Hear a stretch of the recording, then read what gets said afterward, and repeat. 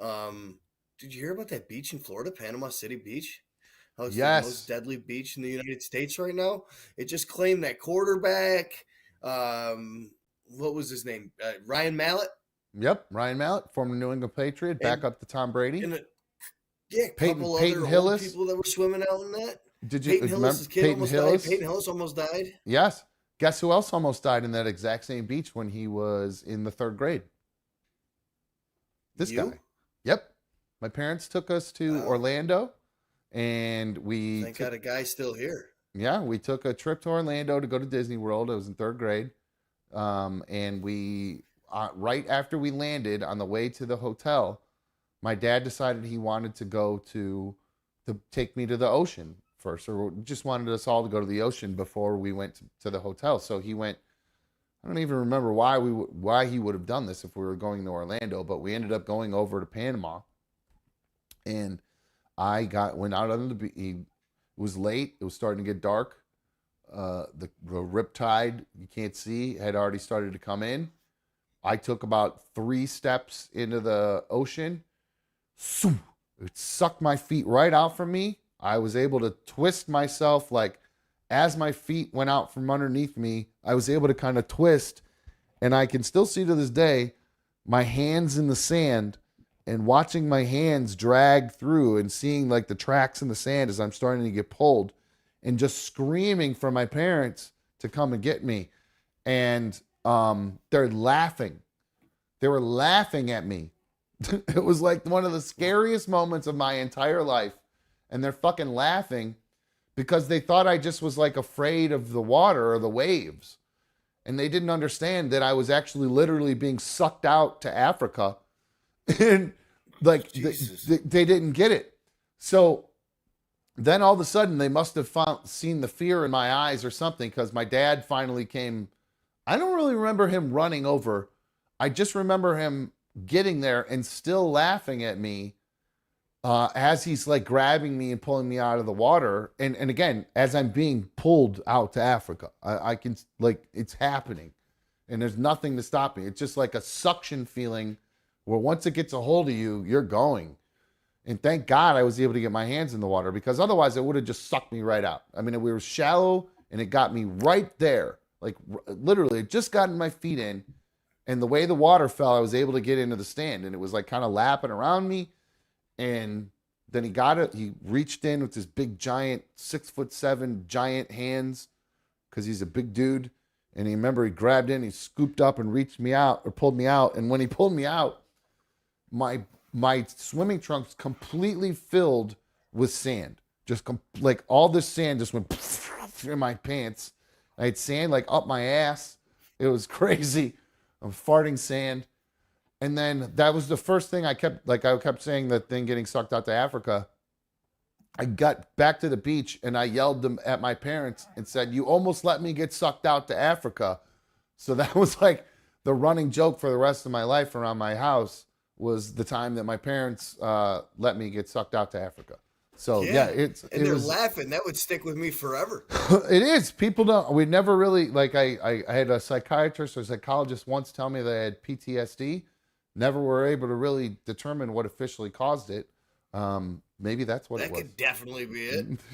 Who knows? I don't know. But most PTSD stuff, people black out or whatever. I remember that like it was yesterday. You ain't kidding. I had a repressed memory come back when I was 33 years old. Oh, really? Like a old, sad, scary one, or? Oh, yeah. Well, actually, wait, no. How old am I right now? Not 33. It was just last year. It was right when I stopped drinking. So 36 years old. What happened? So last year, you had a memory from when you were a child just pop up out of your head that you didn't know existed? Yep. What was it? As I was destroying my bathroom, as I told you I did when the last time that I drank, and I tried to fight my father and everything like that. Yeah, dude, some memories came back from when I was a kid, and I was being babysat by I think I mentioned this the other night when we were talking, the parents that used to let us drink and stuff at their house. Yeah. That ended up being crackheads. Yeah, you brought them up the other day. I remember that. Yeah. So when I was real young, they used to babysit me from time to time too, because my parents and their parents were kind of close growing up and stuff like that. And when I was there, they had another kid that was my age, but like twice my size, the type of kid that was like starting middle linebacker for the varsity team as a freshman or in 8th grade. Gotcha. Just like a beast of a human being, was buying beer when, he was in the 9th grade. Had a mustache in 8th grade. Full beard and everything like that. Yeah.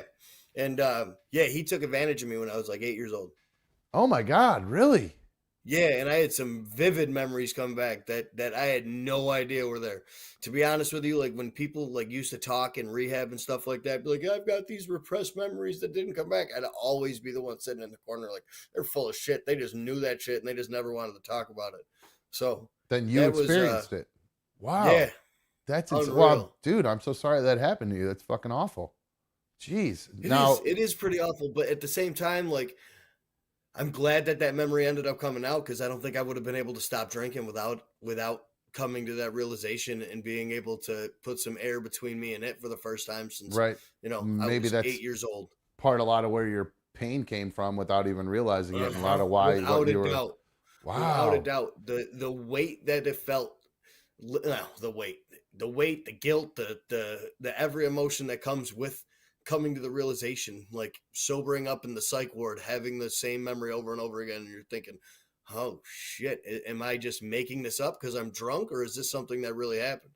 Wow. And it definitely, like, the more you pick it apart in your brain, and the more you write about it and talk about it with therapists and stuff like that, all right, the more details comes back. Now the crazy person in me starts going, okay, what revenge tactics have you come up with to for this person, now that you remember what happened? I was friends with this kid all the way up through high school. Really? Had no idea. Oh my God. And then and he partied with him. Have you since confronted him? No, not something I'll ever do. Really? For all I know the way that his parents are, man. And all I know is that's learned behavior. So that's something that was happening to him, and hurt people.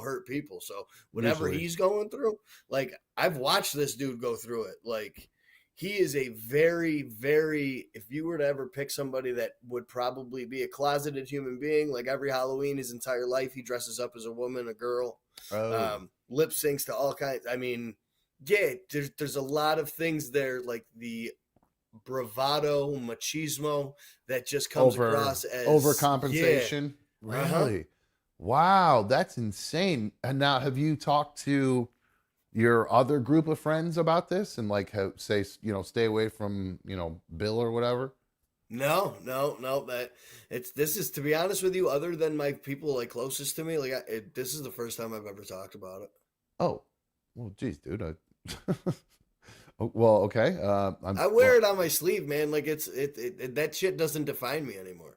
So I'm not gonna walk around with it and talking about it openly, and how much therapy has helped, and how much, like, taking the suggestions of others and finding a community and all kinds of, like, tools that have been given to me to get through this. Like, talking about it is the only way that you can help somebody else. Wow. Well, hey, feel okay to talk about. Well, I'm glad that you're being open and honest with it, with us here about it. It's that's insane. I'm absolutely insane. Dude, that's a wild memory to get back at 36 years old, and when you're in the middle of destroying a bathroom door. Yeah, I don't know what's going on. And in the middle of it, you start screaming at that person. So I'm caught up right now because the crazy in me is like, how do you not address it? Like, with I know you said it's the first time you talked about it, but like, I would feel like I would need to talk about it with my that circle and be like, yo, did Bill do this to you too? Do you remember Bill being weird or anything like that? I mean, everyone remembers him being weird. I've got all kinds of stories about him being weird and everything from the same group of friends that I've been able to piece together after all the years. I mean, this is something that, like, we've talked about him being, like, closeted and living this tortured life for a long time.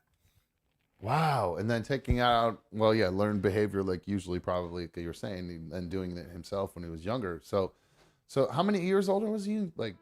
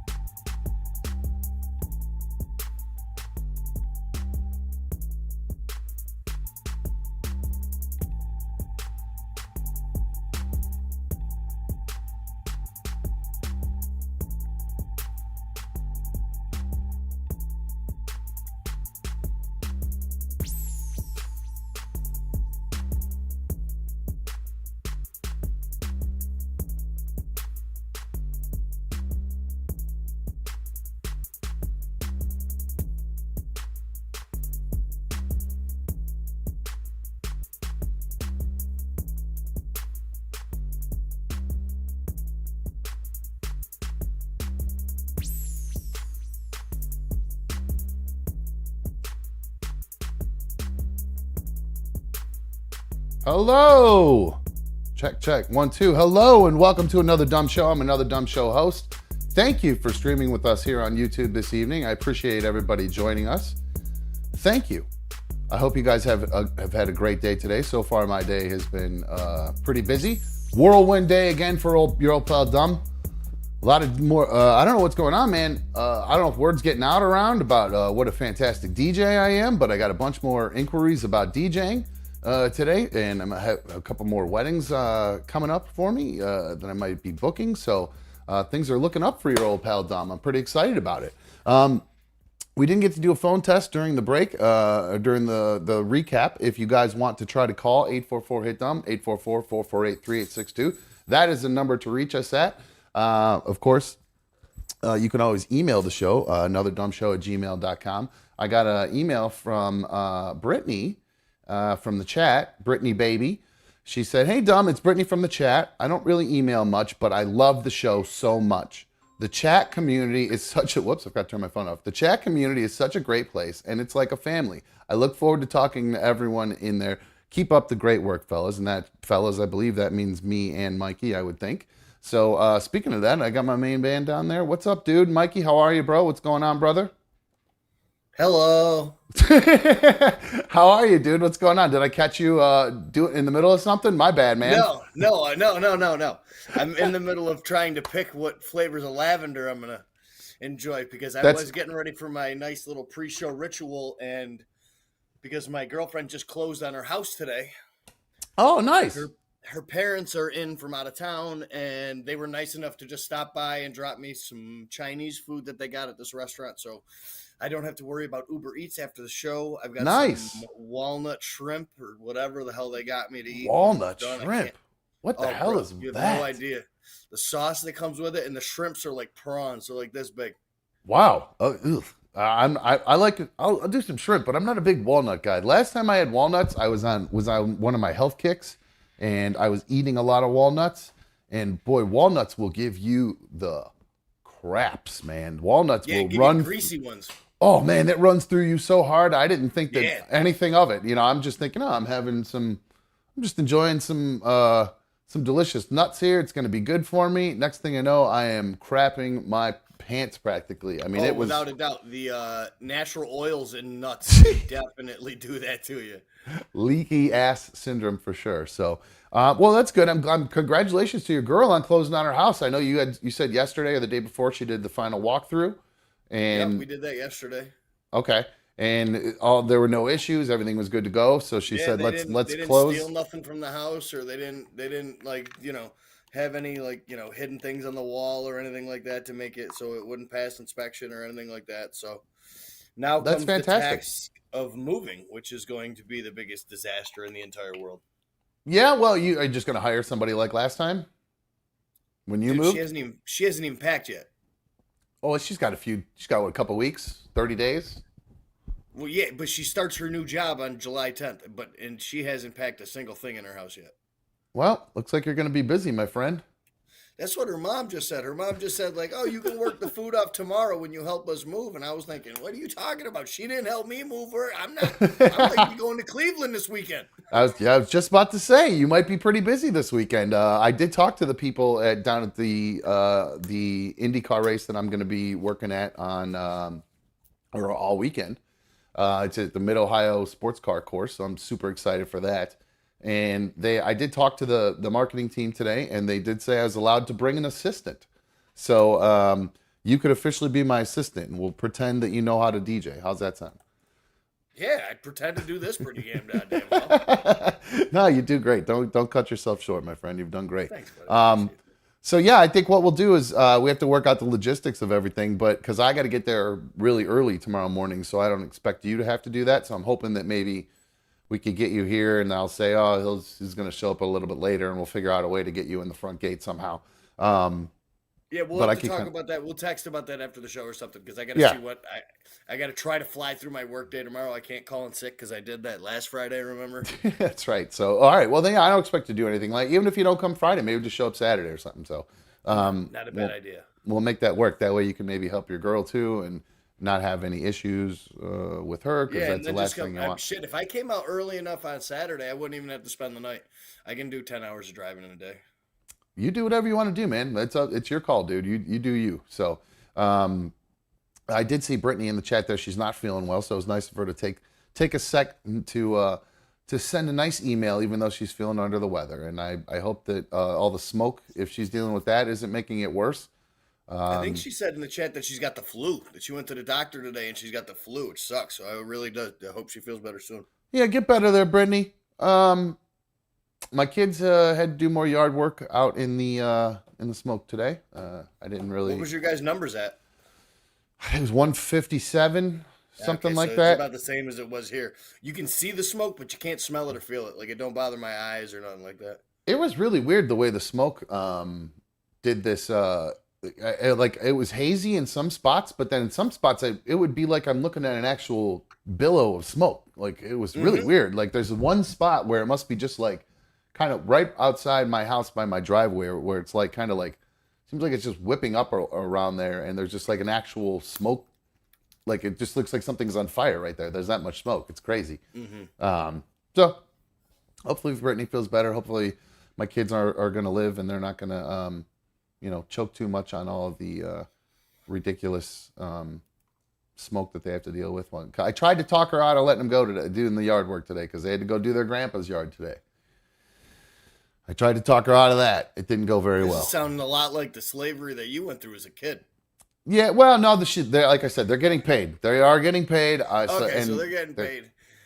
Unlike me, where good wage, or they're getting paid like kid wages. Like, here's $5. $10 a yard. $10. I think that's pretty decent for their age. It could be a little bit more, maybe, but it's if it takes them an hour, $10 an hour. I think that's about right for their age group, probably. But it's it's keeping them in shape and not sitting on the couch just playing video games all summer long and that kind of stuff. So it's actually a good thing. I just worry about the smoke with the asthma and all that stuff. And yeah, absolutely. She didn't listen again. So 2 days in a row, whatever. So before the show, during the recap, we listened to my story about nearly drowning. Sorry, my nose is running all of a sudden. It's the smoke. We listened to my story about almost drowning, and it reminded, we were only talking about that yesterday because of what happened with that quarterback, former NFL quarterback Ryan Mallett. Yeah. We talked about him, what happened to him. He drowned on a beach, and we were talking about how the cops came out, were saying that it had to do potentially with the red flag conditions because of the riptide and everything, and that's why I told my story, because I almost got sucked out to Africa. So, the cops, I talked about how one of the police officers I saw was really going off and getting upset because the first responders were putting themselves at risk more so than they needed to, because all these people were ignoring the red flag warnings. So now it's turned out that that's not what happened with Ryan Mallett. There's body cam footage of them arriving on scene where he's swimming, and it kind of tells you a little bit about what's going on. And then there's actually a public official who comes out and talks a little bit more about what actually happened with Ryan Mallett. So looks like we were wrong AF. Oh.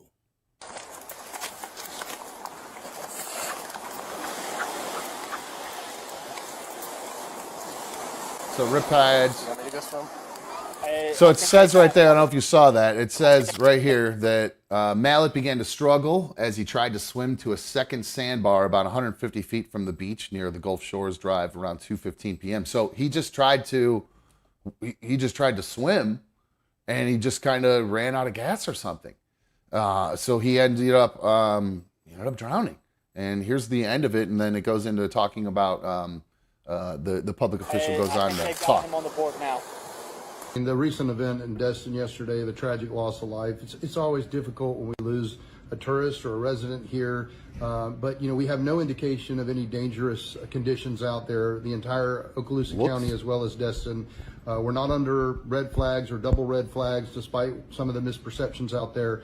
We were under a yellow flag, which is just swim with caution. It just seems to be just a tragic accident and not something to do with the conditions of the surf or tides or currents. So there you go. It looked, whoops, sorry, Mikey, that was you. So it looks like we were wrong, but I only went out, kind of judged the guy because of what I saw another police officer say. So sorry, Ryan Mallett's family. I doubt you're watching, but I feel bad that I kind of talk crap about the guy a little bit and that he was making bad decisions and going in the water and what he wasn't supposed to. And sadly, they said it was a yellow flag warning. Swim with caution. What are you doing trying to push it? Swim half a football field out to another swim. He's an athlete. He's a former athlete. He probably thinks he's invincible in that sense, or thought he was, and he just thinks he's still in shape. And maybe ate before and he wasn't supposed to. Got a cramp, broke the 30-minute rule or whatever. I don't know. I don't mean to make a joke about it, but yeah. You never know. You get those. Have you gotten a cramp when you're swimming? I was so afraid of that rule when I was a kid, man. I think I believed that until I was like 18 years old. Like I was at a pool party with grown adults drinking, and they were like, "We're all going swimming." I was like, "We can't. We just ate." We're gonna drown in the pool. Yeah. Forget about the beers we're drinking. Did you? It's funny. I got an angry phone call from my mom earlier today. She was very angry, and she wanted me to be a part of her anger, and so she told me to turn on the news. And when I turned on the news, it was to see the Parkland shooter verdict. Excuse me, not the Parkland shooter, the school resource officer, Scot Peterson. The verdict in his case came out where he was accused of child neglect for abandoning all of the kids at Marjorie Stoneman Douglas High School when that guy went in and killed 14 kids and 3 staff members. So the verdict has come down on that, and she was not happy. I was not happy. Where is this? So here is the verdict. If you guys didn't see it, what happened here? What did that do that for? If you guys haven't seen it already, here is what happened. This is a little long, so I may end up skipping through it, just give you an idea what happened here. So here is the verdict in the Scot Peterson trial from just a few hours ago. Verdict, count 1. We, the jury, find as follows as to the defendant in this case. The defendant is not guilty. So say we all this 29th day of June 2023 at Fort Lauderdale, Broward County, Florida. Verdict, count 2. We, the jury, find as follows as to the defendant in this case. The defendant is not guilty. So say we all this 29th day of June 2023 at Fort Lauderdale, Broward County, Florida. Scumbag, dirtbag, coward. Verdict, count 3. We, the jury, find as follows as to the defendant in this case. The defendant is not guilty. So say we all. This 29th day of June, 2023 at Fort Lauderdale, Broward County, Florida. There you go. I'm not going to play the whole thing because it just pisses me off because he was up for, there were 11 counts against him. I think 7 counts of child endangerment or child neglect. 3 other counts, I don't even remember what the other one was, some sort of willful negligence or something like that. And then the last one was a perjury thing. And this coward was acquitted and found not guilty on all the charges. Totally wiped out, like he didn't do a damn thing wrong. Nothing. That's wild to me, man. And I just watched that body cam footage from that one cop that was in that shopping mall or the outdoor outlet mall that went running halfway across the parking lot and dropped that dude from like 100 yards away. Now that's a real man right there. I got it right here. Where'd it go? And this dude let a bunch of innocent children die because he didn't want to pull his gun. And what a fucking coward. I could not agree with you more, Mikey. So here is, you want to see a real hero? We just talked about the biggest wuss, biggest coward on the planet. Here is from yesterday, and I'm sure you guys may have already seen this, but if not, it's pretty, might trigger you. You know how that goes. I always give everybody a warning. It's fairly, I don't know if it's graphic, but it's pretty disturbing if you're afraid of gunfire. So yeah, this was at the Allen Premium Outlets in Allen, Texas yesterday. A neo-Nazi or Nazi sympathizer piece of garbage went and killed a bunch of people. I actually don't know the total. I think it was 10 maybe, and three kids. 9 or 10. Yeah, 3 little kids. I mean, it's just it's just, the shit's out of control. So here, watch a real hero literally do exactly what frickin' Scot Peterson should have done. And I have a clip coming up in a second where if you didn't like Scot Peterson before, you are going to really hate Scot Peterson in a minute. So here, watch this, and then we'll play that. Here's the hero from yesterday. Oh, dude, he shot him from a football field away. Unbelievable. Well, I guess that sight adjustment that he did helped. I guess he realized maybe the guy's farther away than he thought and changed it to a different sight distance or whatever, because he took, what do they call it, the holoscope? Somebody send this video to Scot Peterson, that fat piece of shit. Seriously. That guy, talk about a piece of garbage. So I told you, here's the okay, so I'm gonna play his reaction when I just played his guilty, what had happened when they read the not guilty clip, and then they went into an actual interview with him. Now this isn't the clip that's gonna this will make you dislike him if you don't already dislike him. This will make you hate him a little bit more. But the next clip I play is the most just disgusting display after considering the situation this all was, considering what this trial occurred because of, the original incident that caused this, and then what you hear in this next clip, not this one, but the following clip is just going to drive you guys up a wall. So check this out. Here's Scot, the coward Peterson, talking about the former school resource officer who hid behind a pole instead of chasing people in. Meanwhile, children and teachers are being killed. You have teachers shielding children with their bodies and getting killed themselves. And instead, this guy is now saying this. 5.5 because of Mark. Yep. And being able to put the truth out of what happened. It's been an emotional roller coaster. Yeah. For so has long. it? Oh, yeah, poor guy. Endless nights. Endless for you. Talking to Mark Both 1 these in the women morning. on the sides. Trying to understand and learn this whole case. It was unbelievable. It was unbelievable. But just fake will tears. anybody ever forget this was a massacre on February 14th? The only person to blame was that monster. It wasn't any law enforcement. Nobody on that scene from BSO, Coral Springs. Everybody did the best they could. No remorse either. We did the best we could with the information we had. Doubles down on the whole thing. So yeah, it cut off. I think the people recording it couldn't even handle listening to him talk anymore. Yeah, what a piece of garbage. And then just why talk? This is a moment where you just shut up and move on and never ever be heard from ever again. You just literally no comment right now. You get in your car and you leave with your lawyer and his fake tears. Oh my God, the amount of alligator tears or crocodile tears or whatever the fuck that phrase is, I don't think I've seen anything like it. Because based on this next clip, you're gonna hear that it certainly was not. Nobody was crying. Nobody was crying tears of relief. No, they weren't doing that. This is what they were doing. So you'll hear it. I'm going to play it. This is one of the, I believe his name is Tony Montalto, I believe. Not Tony Montalto. His child was one of the victims. in this, and here's his reaction. When the verdict was read, he was in the courtroom and he just was doing this. Just shaking his head, just in disbelief at what he was watching. Disgust, disbelief, everything. And this guy, I got to give this guy credit. His demeanor here, especially when it gets to the part where I'm talking about what you're going to hear in the middle, where it's just disgusting.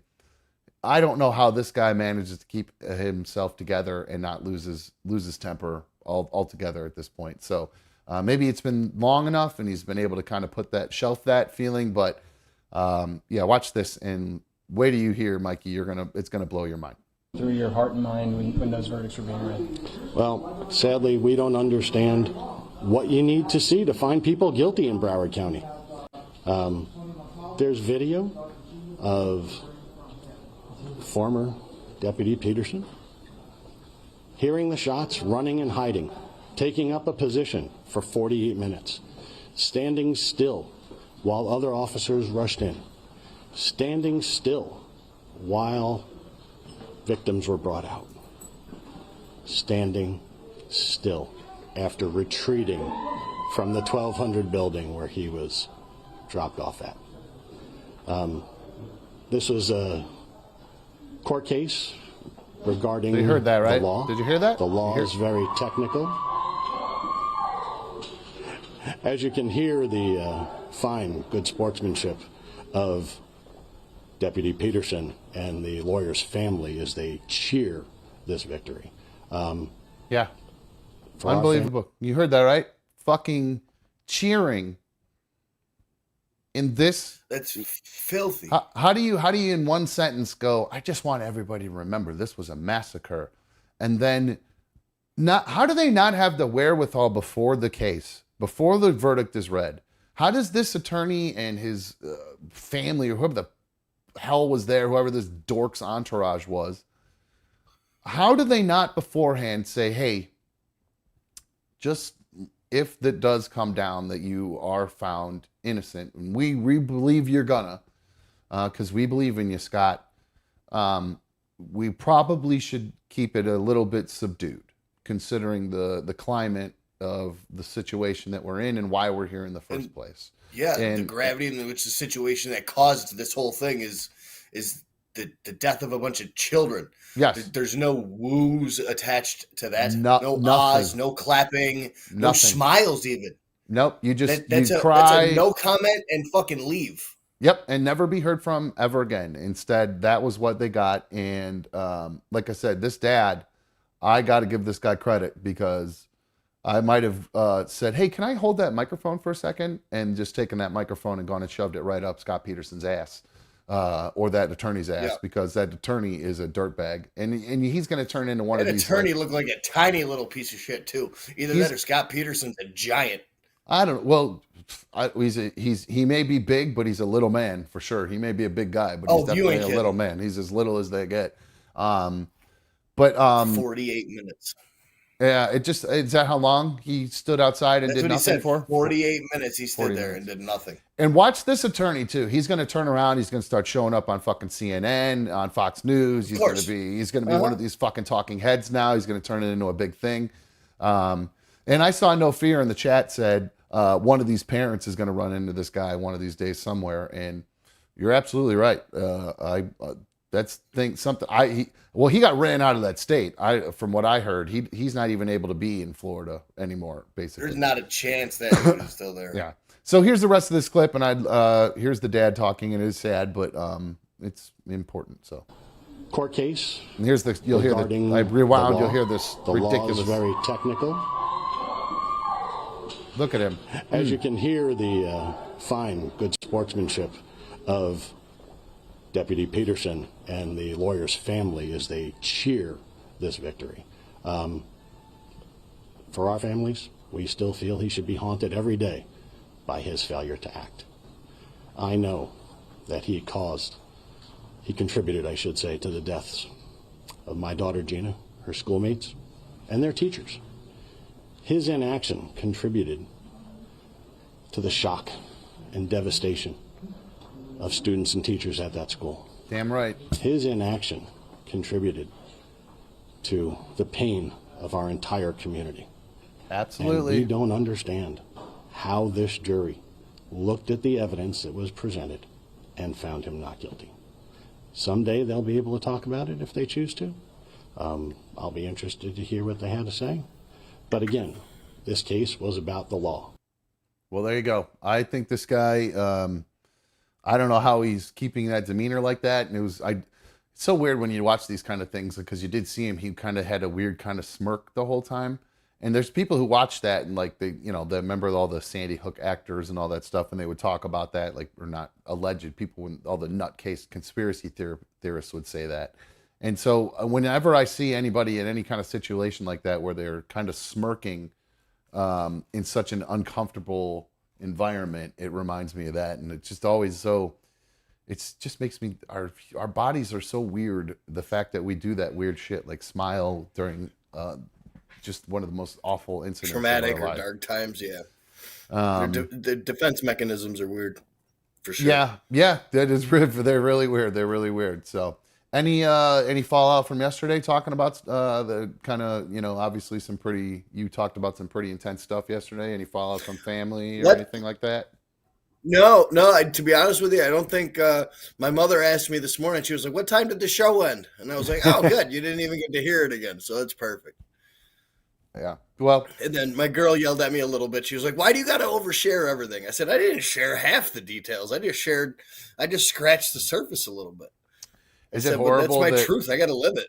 I mean, it is horrible that the host and me wanted to absolutely ask all the all the nitty gritty, but you're my friend, so I actually held back a little bit because there were so many questions I wanted to ask, and that's going to ask away. I'm going to have to get. Like I was. Well, you said you got sodomized. All right, I'm going to. Okay, that was where I was going. You said you got taken. Yeah, I was sodomized. Hold on a sec. Holy shit, dude. Okay, because when you said you got taken advantage of, that made me think like maybe like he, like just the guy reached out. And if you guys didn't see yesterday's episode, I know at least one person, Nugget Man, wasn't here yesterday. Mikey told a story that he had I talked about my getting dragged out to sea and how it might give me PTSD.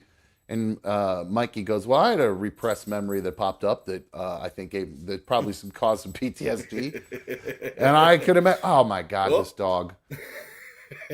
Oh, you know what? Hold on. Actually, Mikey, you kind of pick up a little bit where I left off. I have some delis on the way because I was running out. So Mikey, kind of pick up where I left off.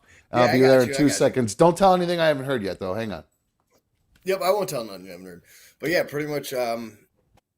We were talking about PTSD, and I had pretty much just brought up that I had complex CPTSD, and just from a memory from when I was a kid. It came out when I was in the middle of a blackout drunk when I was 35 years old, and it was probably the most difficult thing I ever went through.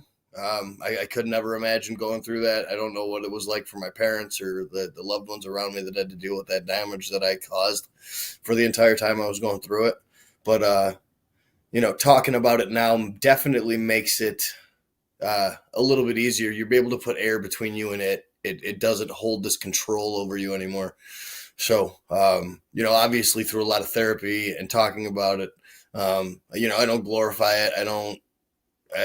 I may have a sense of humor about it now, because there's really nothing you can do about something like that. It's my dark passenger. That thing's gonna hang out with me forever, no matter what. But the more I can talk about it, and the more I can be open with how it makes me feel and everything like that. Maybe it can help somebody else at some point.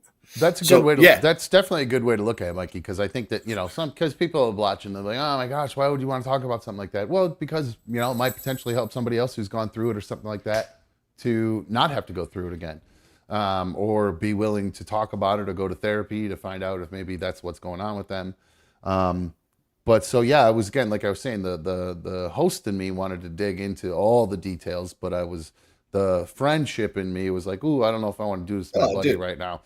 Okay. I appreciate that, but yeah. So you said you were, you said you were sodomized. Wow. Yeah.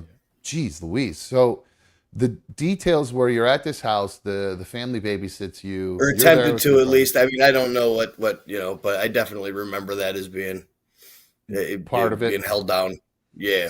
So yeah, I was just gonna say. So you guys, are you in a basement, like a attic, or like just in a back room, and nobody's paying probably attention? Basement.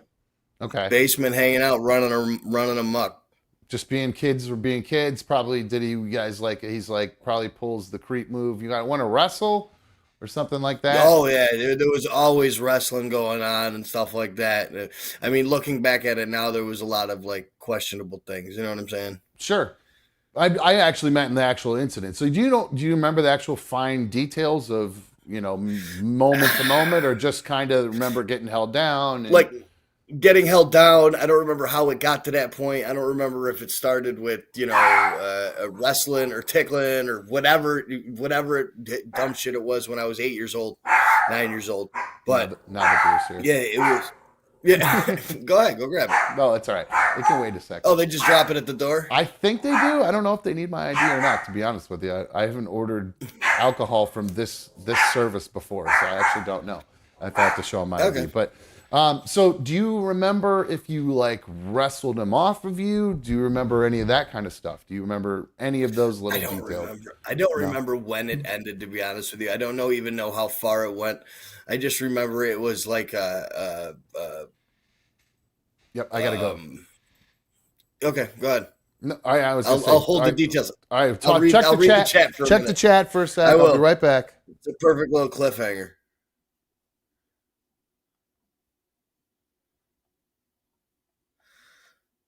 Oh, volume's going to be on. No, it's not. Yeah, Vanilla Charlie, thanks, buddy. Back when I used to smoke crack, I looked like I was 45 years old, but now I'm 36. I'm about to be 37 in November.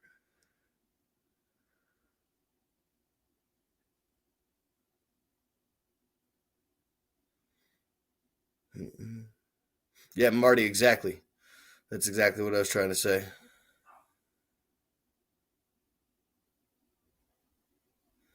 Getting PTSD, but you only just remembered it recently. What about a memory you had your whole life? What do you mean, Shark? Like having to deal with that for your entire life? I don't know if I would have wanted to have that memory my entire life. I'm guessing if I would have had that memory and processed it when I was 8 to 10 years old, or even when I was 13 years old, I probably wouldn't have spent 20 years destroying my life with any substance known to man. So it's one of those things. You don't know which way I would have rather to have it.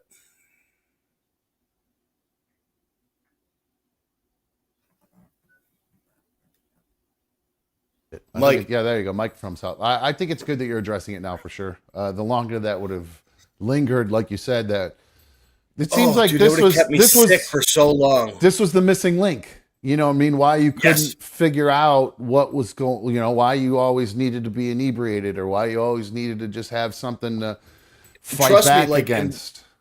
Spending over 100 days of my life in intense inpatient therapy. Like there's over a third of a year of my life I have spent in inpatient, locked in facilities with therapists telling me that there's something in my past that I don't remember, and me saying, you're absolutely full of shit. I lived this beautifully charmed life as a kid. I was spoiled rotten. I Great was an parents, only child. Only child, loved me to death, worked on the car with my dad. Everything was great. The phones are ringing, by the way. In every sport, stayed busy my entire life. Like, not your stereotypical and then you just reason why a drug addict uses. When you first started using, was it just like you were hanging out the wrong crowd and then you got into it and then you realized this is what was making you feel good? Or did you have something underlying and you were like, I need to sedate myself or whatever word I was always looking for a way. I was an escape artist, though. I was always looking for a way to escape the heavy emotional stuff. Like the first time I smoked weed was when I was 15 years old. It was the day or 16 years old, whatever day it was. My grandfather passed away my best friend grandfather passed away when I was like 15 or 16 years old. And my grandmother at the time decided to have his funeral on my birthday. So we had the funeral on my birthday. Your grandma? Yeah. This is my grandmother decided to have the funeral. Yeah. Your grandpa's funeral? My grandfather died on November 15th. Yeah. And my birthday's November 19th, and my grandmother could have waited, but Why she would chose she to have do the that? service on my birthday. Why would she do that? She did a lot of weird things. That's just one of those kind of grandmas that just kind of does odd things. And okay, well, yeah. But yeah, so I automatically, anytime I ever got into any type of like emotional distress, I looked for something. And then when I was 19 years old and my high school sweetheart broke up with me, I was hanging out in the basement with all those older party kids like I was talking about, and I was watching all these kids chop up lines of coke, and I was looking at them going, man, what losers their life is. And I remember telling them, all right, I guess it's time for me to try it. And the dealer in the basement was like, no way, Mikey, no way. Remember, he charged me $50 for just to try it, 2 little lines of coke. Yep. Oh, jeez. And I went straight to the bank, took out $400, and went on a 3-day rip. Yeah, I'm not surprised. That's how that usually goes, especially with your personality. Yep. So, wow. Yep. 3-day rip, and I didn't stop until I went to rehab. Well, for the first time when I was 19. Yeah, thank you for telling your story too, and I'm sorry for being such a creep and wondering what all the fine details were. I don't know, it's just the natural curiosity, the morbid curiosity that people have. Like I'd have that same curiosity. Like I'd always want to ask those details when people shared that shit in group. Sure. Okay, good. Well, at least then you understand. So you don't think I'm a total asshole. Good. No, not one bit, man. Speaking of, appreciate you giving me the opportunity to share the story. Oh no, it's my pleasure, dude. Anytime story you got to tell, I'm happy to hear it. You got an interesting life, man. You ain't kidding, my guy. Let's see. Sean says, Mikey, I've gone through something kind of similar growing up, and I've never told anyone besides my dad, who called me a liar and never brought it up again. Maybe I should talk to a therapist. Sean, I would argue you are probably candidate numero uno for therapy, my friend, and I don't mean that in a bad way. Take it from Mikey. It sounds like it may have saved his life potentially. You know, he was on a hit rock bottom, got himself into therapy with everything that happened. And now he's doing much better. Got himself a girl. I recommend therapy for everybody. I'm at the point right now where my therapy has gone from I used to go twice a week down to once a week, once every 2 weeks, and now I'm seeing my therapist once a month. Like it's just like routine maintenance. Like everything else is good. So it feels like a good place. It's weird. I actually talked to my shrink today. The psychiatrist though. This was the pill doctor, and I told her how I still because I still kind of I feel like the medication's been helping. I'm not blowing up and losing my temper as much as I have in the past, and my anxiety had kind of gone away a little bit. Because I get really bad anxiety before events and DJing events. But this, not so much. Only if I don't have stuff to talk about, then I get anxiety. But for DJing, I just get performance anxiety. And I get I don't know. It's not stage fright because I don't mind being in front of people, but I just worry that something is going to break, like the equipment will break or something. Even though it's good stuff, it's all reliable. I just have this really bad anxiety that something's going to go wrong. And I really when I get anxious, that's when I tend to have my fly off the handle things where I get a little angry. So the doctor actually prescribed me a medication that performers use for stage fright. And I didn't even know something like this existed. I thought it was just okay, you take a Xanax or something. But apparently I can't remember what it's called now, to be honest with you. It starts with a P. But I guess it's this non-habit forming drug that you can just take once and it'll just kind of help you chill a little bit before you have to do some kind of event. And she says that this is a very common thing that a lot of public speakers use, a lot of people who have to perform in front of people. So so now I'm on three different pills now. So I guess you're adding to your list. I'm subtracting from mine. Once you start getting in that cycle, I guess you're just in it, and that's just how it goes at that point. So I told my therapist today that I shed 3 or 4 of my drugs, and she was like, "What are you doing?" I was like, "I don't need all of them." And she decided taking the important ones. And she said, "Who decides which ones are the important ones?" Yeah, pretty much. Well, Mikey, you let's see what time we got here. Oh, perfect, good stuff. What we should do, we should take a quickie. I have to go to the bathroom anyway. It's not real quick. I wanted to say a big thanks to the chat and all the love and support for that I've been seeing in there. It's awesome. can't thank you guys enough. Yeah, we got a really good group in there. And if Sean wants to call and tell his story, he's welcome to call and tell the story on the show. See if we can decide if he needs therapy. We know, both of us would know if he needs it. He could tell his story to us. Armchair therapist? I'm such a good one of those. Oh, yeah, I know. Me too. My mom was one my whole life. So I learned it from her, and then I learned from mine. So, yeah, I could. Let's analyze you, Sean. Give us a call, 844-HIT-DOM, 844-448-3862.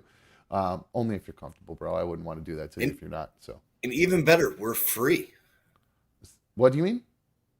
I said we're free. Yeah. We don't even cost no money. There ain't no copay. Nope. It's only $1.99 a month. Actually, probably the cheapest therapy you'd ever find. Speaking of that, baby, if you are not already an official member of the League of Dummies, if you're just hanging out in the chat, you are part of the League of Dummies. But if you want to be an official member of the League of Dummies, you have to join. Got to join and become a member, and it's $1.99 a month. And like I always say, it's one of the best ways to help support the show.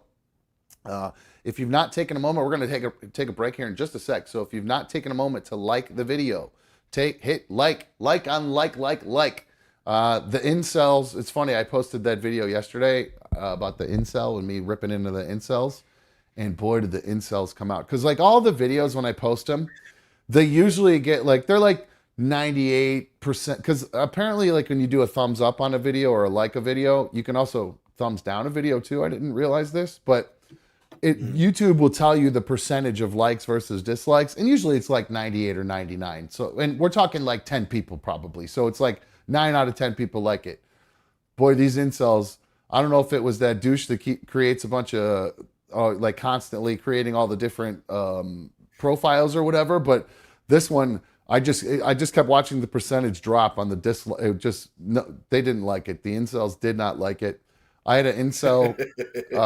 This guy replied, "Okay, boomer" to it, and I'm like, I go, first off, I'm not a baby boomer. I just look old. I'm just Gen Zer, or I'm a Zennial. That's right. And then Zillennial. And then I identify as a Zillennial.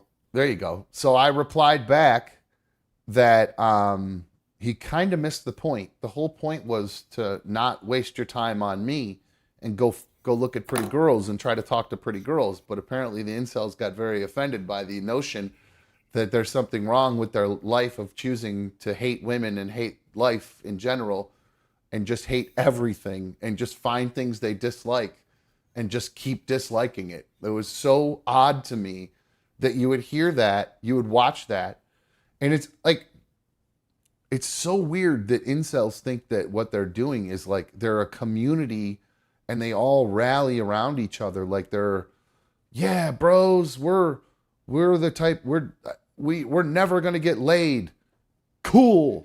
Look at us go. We're a community of never get laiders. Like it's so foreign to me. I can't even understand it, because even when I was 400 pounds and a piece of garbage, I was still shooting my shot at the prettiest girls I could find. Like that was always what I was. Highly women motivated. Yes, I don't even understand it. And even if you get shot down, you're like, all right, well, I'll try on the next one. There are more women than men. These guys some testosterone. I'm beginning to feel bad for them. Maybe they're just all low T. I just don't understand it at all. I really think they're don't. All just low T. They just need to start shooting some testosterone in their ass, pick up some weights every once in a while, and all the rest will fall into place. Right. Well, here's Marty saying that the incels or anybody uses boomer when they refer to anyone they see as old. They don't even know what boomers actually are. Yes, boomers are baby boomers. Like my dad is a boomer. Like that, and my mom, they're boomers. Those are the boomers. I'm not a boomer. I'm a Zennial, bitch. I'm just older than you. Boomers and are wiser. To me. And I fuck, and you don't. Ha! Suck it. All right. Yeah. We're going to take a quick break. Mushrooms. What'd you say? Boomers are just mushrooms. Yeah, me. Right. I know. In our world, that's what boomers are. Yeah, not people at all. Those are things that make boomer. Right. Expand. And like, I hear boomer too, and I think of the dude from ESPN, Chris Berman. That's boomer to me. That's like the guy, the rumbling, bumbling, stumbling. That's boomer. What? Yep, exactly. Exactly. The Madden wannabe, who was actually pretty decent at it. So he could go all the way to a break. You guys sit tight. We'll be right back on another dumb show. Hang on.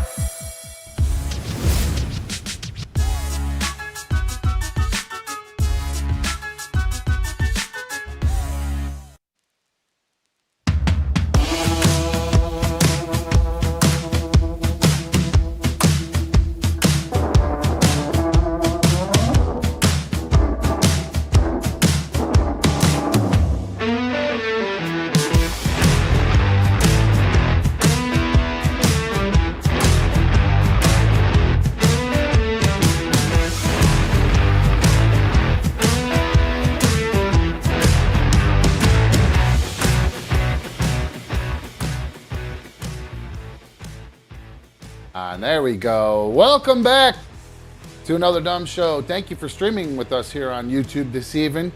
Appreciate you. For real, though. All right. We are live from Studio Struts, named after my old man who helped me put this yit together with a little bit of that Papa Struts insurance settlement from that motorcycle crash. God love him. Thank you for helping me out, Pops. Appreciate it.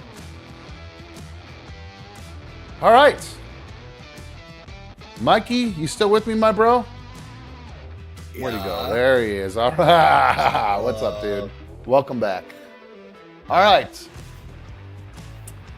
I saw a couple chat messages in there that I need to address. Starting off with Shark. Shark, you're wrong. Shark claims that I am Gen Y. Shark, you are sorely mistaken. Gen Y is, those are, let's see, Gen Y is actually technically another name for millennials. Millennials go from 81 to 96. I, sir, was born in 70. Yes, you are officially... Now, Mikey, I do have good news for you, though. You're listed as a millennial / Gen Y. Now, what I am is I'm a Zennial. And that starts with an X because I'm a mix of, I'm on the cusp of Generation X. Come on, dog, and cat. That's cusp of Generation pre-internet X era. And millennial. That's why they combine the name. Right, yes. Well, I didn't have the internet when I was a kid. That's right. And I also had no digital stuff when I was very little. Everything was analog. So I grew up with a mix of analog and then a mix of digital. So I share core values with Generation X people and also millennials as far as technology goes and some of our experiences. So Shark, you stand corrected, sir. But I appreciate the chat message either way. That's against community guidelines. We don't assume each other's generations here. I go by they'll now. I'm not a Zennial. I'm a they'll. Okay. If you could just refer to me that way, please. I'd appreciate it. They'll. A Superman message. I saw CYX said, or somebody in there said that something about Superman and something about us being a family. I lost it. I totally lost it. Because people are having trouble with YouTube or something. But I saw your boy, the new Superman on TMZ. Boy, did you? Oh my! I think we know. I think my opinion of him as Superman has changed. I was complaining about him not being big enough. Well, guy's packing Thor's hammer. This guy, no kidding? This guy has got. He's packing Thor's hammer. There it is, right there. Look at this freaking guy. This is the new Superman. Look at that thing. He's like Jason. Remember that infamous Jason Derulo thing? He redid it, but better as a white guy. Who'd have ever thought that this dude was packing that down there? Like, there's part of me that thinks that has to be fake. Like he's got tiny flat pancake ass next to it. It's gonna get destroyed.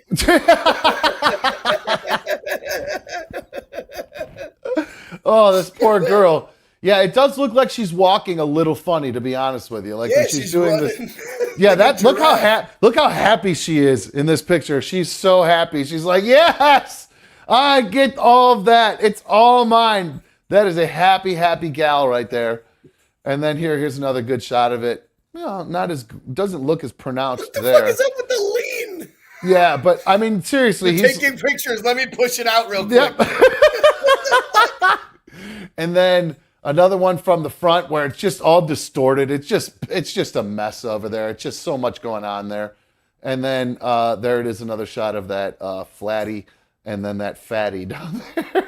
So the new Superman. That dude definitely needs to put on some muscle, man. They better throw him on some steroids pretty quick. There's a reason why I wore this shirt today. You know what I mean? I got to honor my dude, you know? Shit.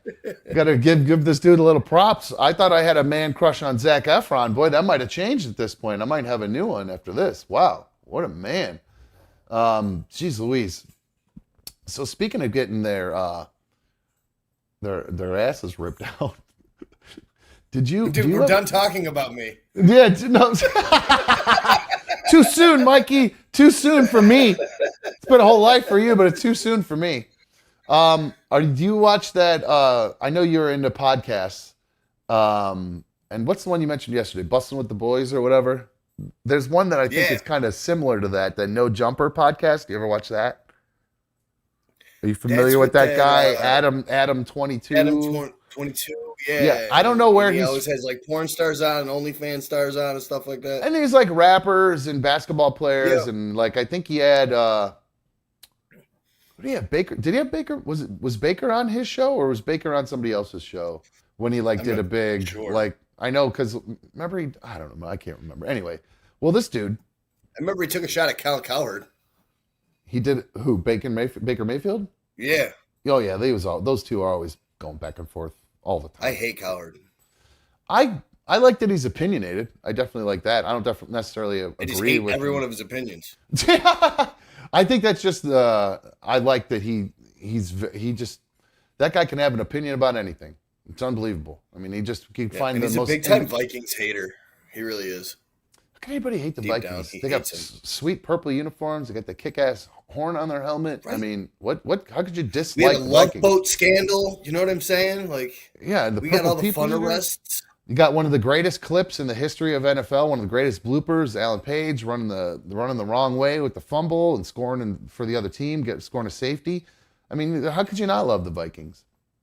All right, but so back to this No Jumper podcast. Actually, I take that back. I got a phone call from Sean here. I forgot to put him on hold real quick during the break. I will come back to no Jumper. But Sean had gone in the chat yesterday or earlier today when you were telling your story, Mikey, about being sodomized as a little kid by a little boy that you knew, a big boy. Sean said that something happened to him, and he's never told anybody about it but his dad, and he's wondering if he should see some therapy. And we suggested that he did, but he gave us a call anyway. Sean, what's going on, man? You're on another dumb show. How are you? What's going on? Is this the free therapy line? This is the free therapy line. It's it's $199 a month. I'm not gonna lie, but okay. Yes. What's up, Sean? How you doing, dude? Well, I don't know. The longer I sat on hold, the more I thought about whether or not I actually wanted to talk about it. But I know that's why I tried to get you sooner. I killed myself. I know better. That's phone screening 101. Get him on the air right away. But I was in La La Land, thinking about Superman's Johnson. It was actually funny hearing Mikey make that joke because I was actually wondering if I was the only person who was left with dark humor from his trauma in life. It's always dark humor. Join the club, man. Yeah, that's what it seems like. That's a part of the defense mechanisms there is being able to laugh about it in kind of a morbid, dark way. Again, not morbid, but dark way. Yeah, my kids find it kind of messed up sometimes, but they'll understand. I hope they don't understand.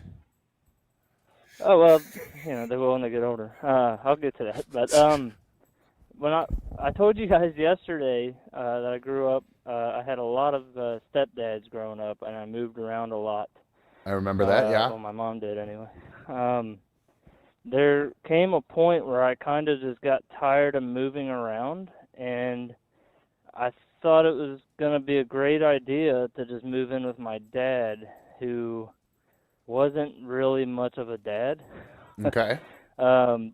So I thought that'd be a good idea. It's like maybe if I move in with him, I'll go to the same school and I'll actually be somewhere long enough to make friends. Yeah, have some stability, maybe. Yeah, maybe. But when I moved in with my dad, he lived with his brother, and they didn't get along. And his brother ended up kicking him out because I moved in. So my dad and we moved into a homeless shelter in Ohio, and it was separated. There was guys on one side of the building and the females on the other side of the building, and it was me and my dad in one room. It's just a hallway full of a bunch of rooms. Each room has a bunk bed, and that's it. You got a little blanket and a little pillow, and that's it. No TVs or nothing. Me and my dad were the only ones in that wing of the shelter, except there was an old man at the very end of the hallway who had been living there by himself for probably 10, 15 years. And he, for some reason, managed to have a TV in his room, which made me mad. But my dad to try to get us out, he said he had to go out and sell some stuff, to make some money to get us a place. So he told me he was going to go out late that night and do his thing, and he wanted the guy at the end of the hallway to babysit me. I was 9 years old at the time. Mm-hmm. And the guy at the end of the hallway, I guess him and my dad, they'd go out in the patio and they'd smoke. They talked all the time or whatever. But that guy knew that I liked watching wrestling as a kid. So when my dad was gone, we would sit on his bed and watch wrestling or whatever. Well, I made the mistake of falling asleep in there while wrestling was on and woke up to this guy, attacking me. And in the same way that Mikey had gone through his stuff as well. Oh my God! What a horrible way to wake up. And yeah, it was pretty nuts. I kind of fought him off the best I could, and he eventually just kind of gave up and told me to quit making so much noise. And I went in my dad's room, and I closed the door, and I waited for my dad to come home. And that guy never came and talked to me or anything. He stayed on his end of the hallway. And after my dad came home, he came back and I told him what had happened. And he told me that making up lies about people like that can really hurt somebody, that I shouldn't be making stuff up like that. Jeez, oh man, jeez. Oh man, Sean, that's terrible. I moved back in. Yeah, what is so up I with moved you? back in with my mom. Who I never told. And about a year later, it was my senior year of high school, right before I was graduating. I was in the fire academy, actually, supposed to work with her because she was a firefighter in EMT. And she had sent me to the fire academy in my last 2 years of high school, so I could work with her. And about 2 months before I graduated, she committed suicide. Oh my God, dude. Jeez. Man, you've been through the fucking ringer. Holy cow. Oh, I'm only telling you parts of it. Well, I mean, honestly, enough you've told already is crazy. The horrible story yesterday with your stepdad boxing you in the backyard when you got in trouble in school. Now this creepy old guy. I imagine nobody else is listening. Well, there isn't. It's just me and you here, bud. No, I appreciate you telling your story, and I wish I had better advice other than definitely get into some therapy, man. You got to talk all this out, and then because do you feel like it's affecting you to this day? I think I've gotten a lot better with things. I do feel like I hold a grudge because I have no family left. I don't talk to my siblings. I don't talk to my dad. My mom's gone, obviously. So I really it's just me, my girlfriend, and her family, right? Right. And that's why I said in the comments, too, this feels like having our own little family that we can talk to everybody and kind of share things. And when Mikey started talking about his stuff, I was like, man, these people are really accepting of it. Like I've always, and I give you props, Mikey, too, because I've always actually been ashamed to tell anybody about it just because I'm a guy. Obviously, and it's something I've always felt ashamed of. Wow. So it's a little different. Yeah. Actually, talking and about I would, if I can give you any advice, man, it would be now that you've actually like scratched the surface on this and put some air between you and it and talked about it, rather than let yourself try to process this and figure out what you're going to do with it. Now that you've like put it out there. Talk to somebody about it. Yeah. Talk to a professional about it. Don't try to deal with it yourself. And when you do go talk too, they're not going to just they actually give you tools to try to make things better. You know what I mean? It's not just like you just blab and cry. They'll give you actual tools and exercises and things for you to read that will help you kind of understand that you aren't alone, number one. It's not abnormal, number two. And number three, you can get through it if you address it. And that's really the best thing to do. I hate to sound like a preacher or anything, like I'm a soapbox, like I know what I'm talking about, but I've not gone through what you and Mikey have, thankfully. But I did notice for a long time I had a lot of anger problems, man. I'd get mad at my kids for no reason and just start screaming at people, and I'd just get mad for no reason. And the longer I sit on it, the more, like I said, I've gotten better with things now. kind of try to stay calmer and stuff, but I still feel like there's that feeling inside me where I just can't get over all the crap that I've dealt with. And I know it could be worse. I know a lot of people have been through worse, but you're short. And it doesn't. You know what? It doesn't. Don't minimize your trauma, man. That's the last thing you should do is minimize what you went through and try to compare. It's not who had it worse. Truth. It's your life, man. Everyone, there's it's not who had it worse, dude. You got your own thing that you got to deal with, and that's it. Don't worry about other people if they had it worse than you. Who gives a shit? Good for you, basically. But you still got your own shit. You know what I mean? Like, be thankful you didn't have it as bad as somebody else you think. But just from what I've heard, you had a rough go, dude. So don't feel like but really that doesn't matter. It's give yourself a break. Go and realize that you've been through a lot and that there are people out there that can help you, and take advantage of it for sure. It's not cheap. You could start with doing it it's easier too, like kind of like right now where you can't see me. We were just talking on the phone. Well, you might be able to see me, but I can't see you, so it makes it a little bit easier. You could do all that. You could do all the virtual stuff. You can do virtual therapy sessions. That's what I do with my psychiatrist. Teletherapy is the best. I never am ever going to go sit down in a therapy. I'm never going to sit down in a therapist's office again. Anytime I'm talking to my therapist, it's in a place where I'm comfortable. I'm not driving around someplace. It's usually, I got my phone stand up or I'm using my laptop, and it's if it's something I don't want her to see me for, then I can turn my camera off and talk for a little bit. Teletherapy's great, man. I'm watching the chat. We're driving everybody to drink at this point, Sean. So definitely getting that therapy, bud, because everybody in there, they're talking their shots, tequila. They're hitting happy hour right now, man. For me, I can't drink. Oh, that's right. I forgot. That's right.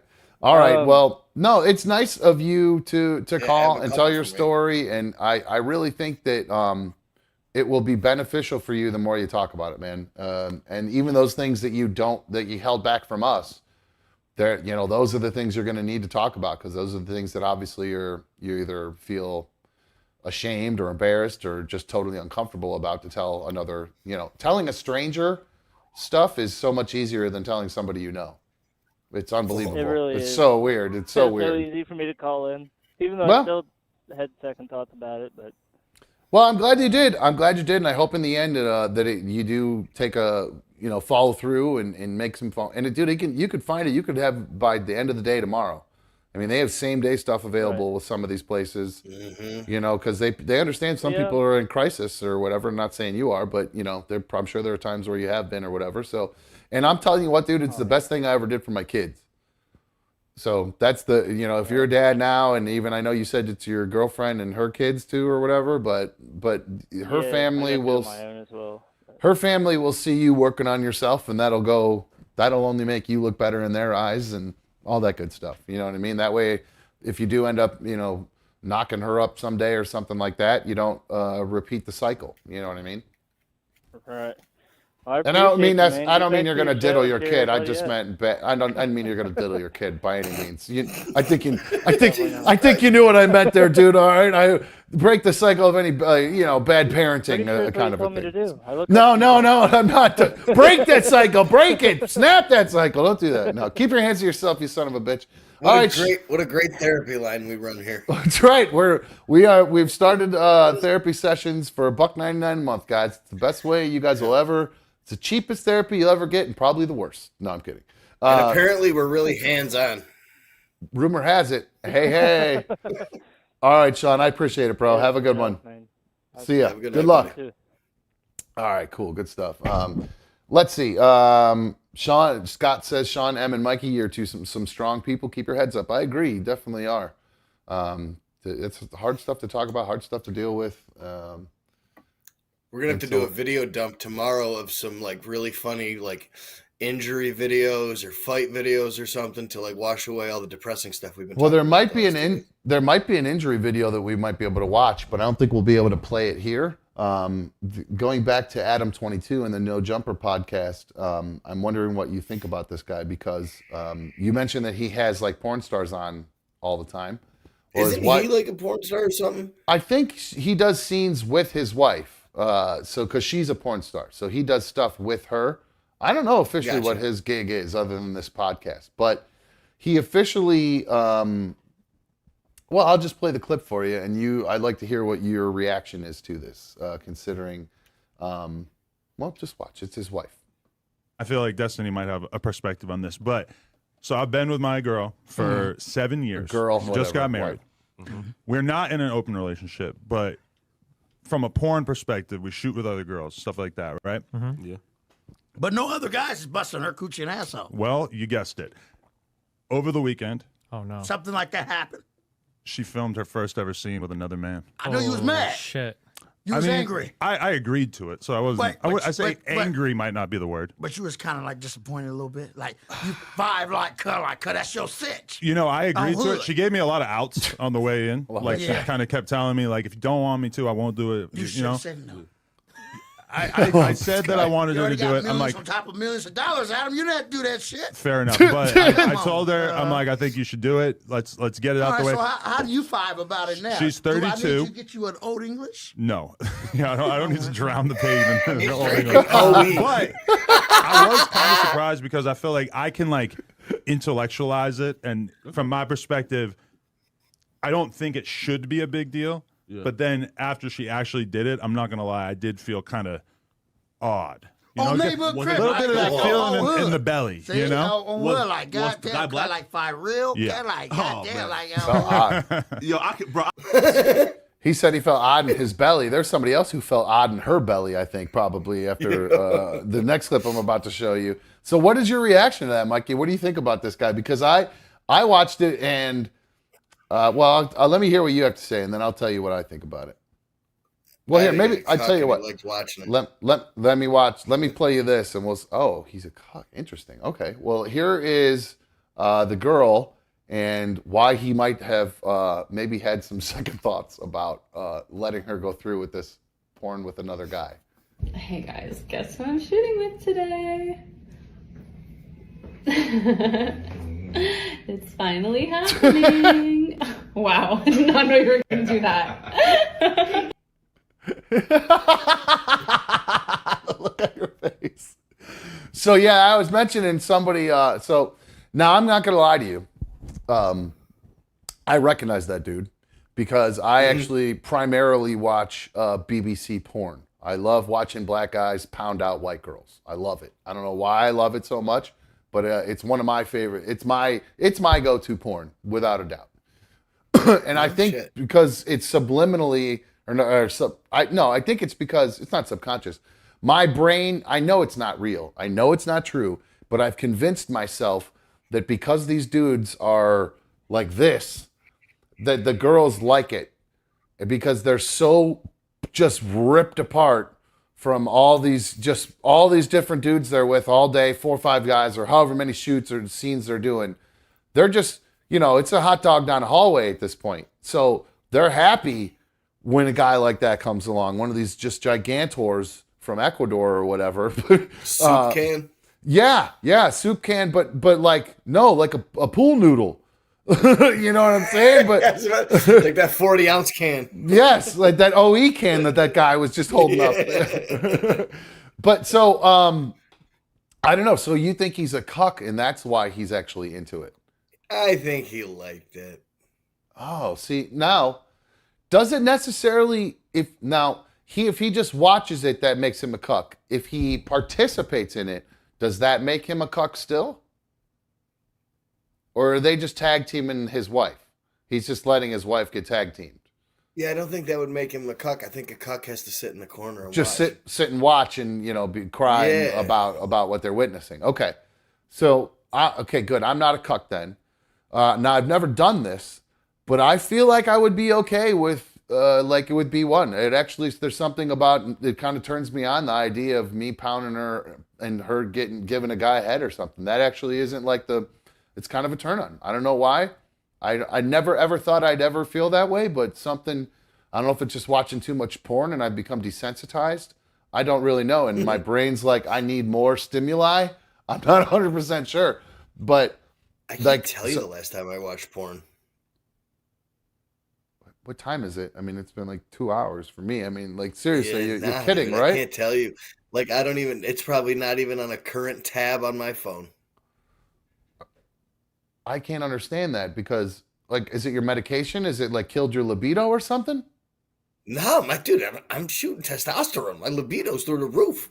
This is what I don't understand. Then I mean, because like when I told you I got some D pills because when I was going through everything with B1, I don't know if it was mental or what. Mental guy.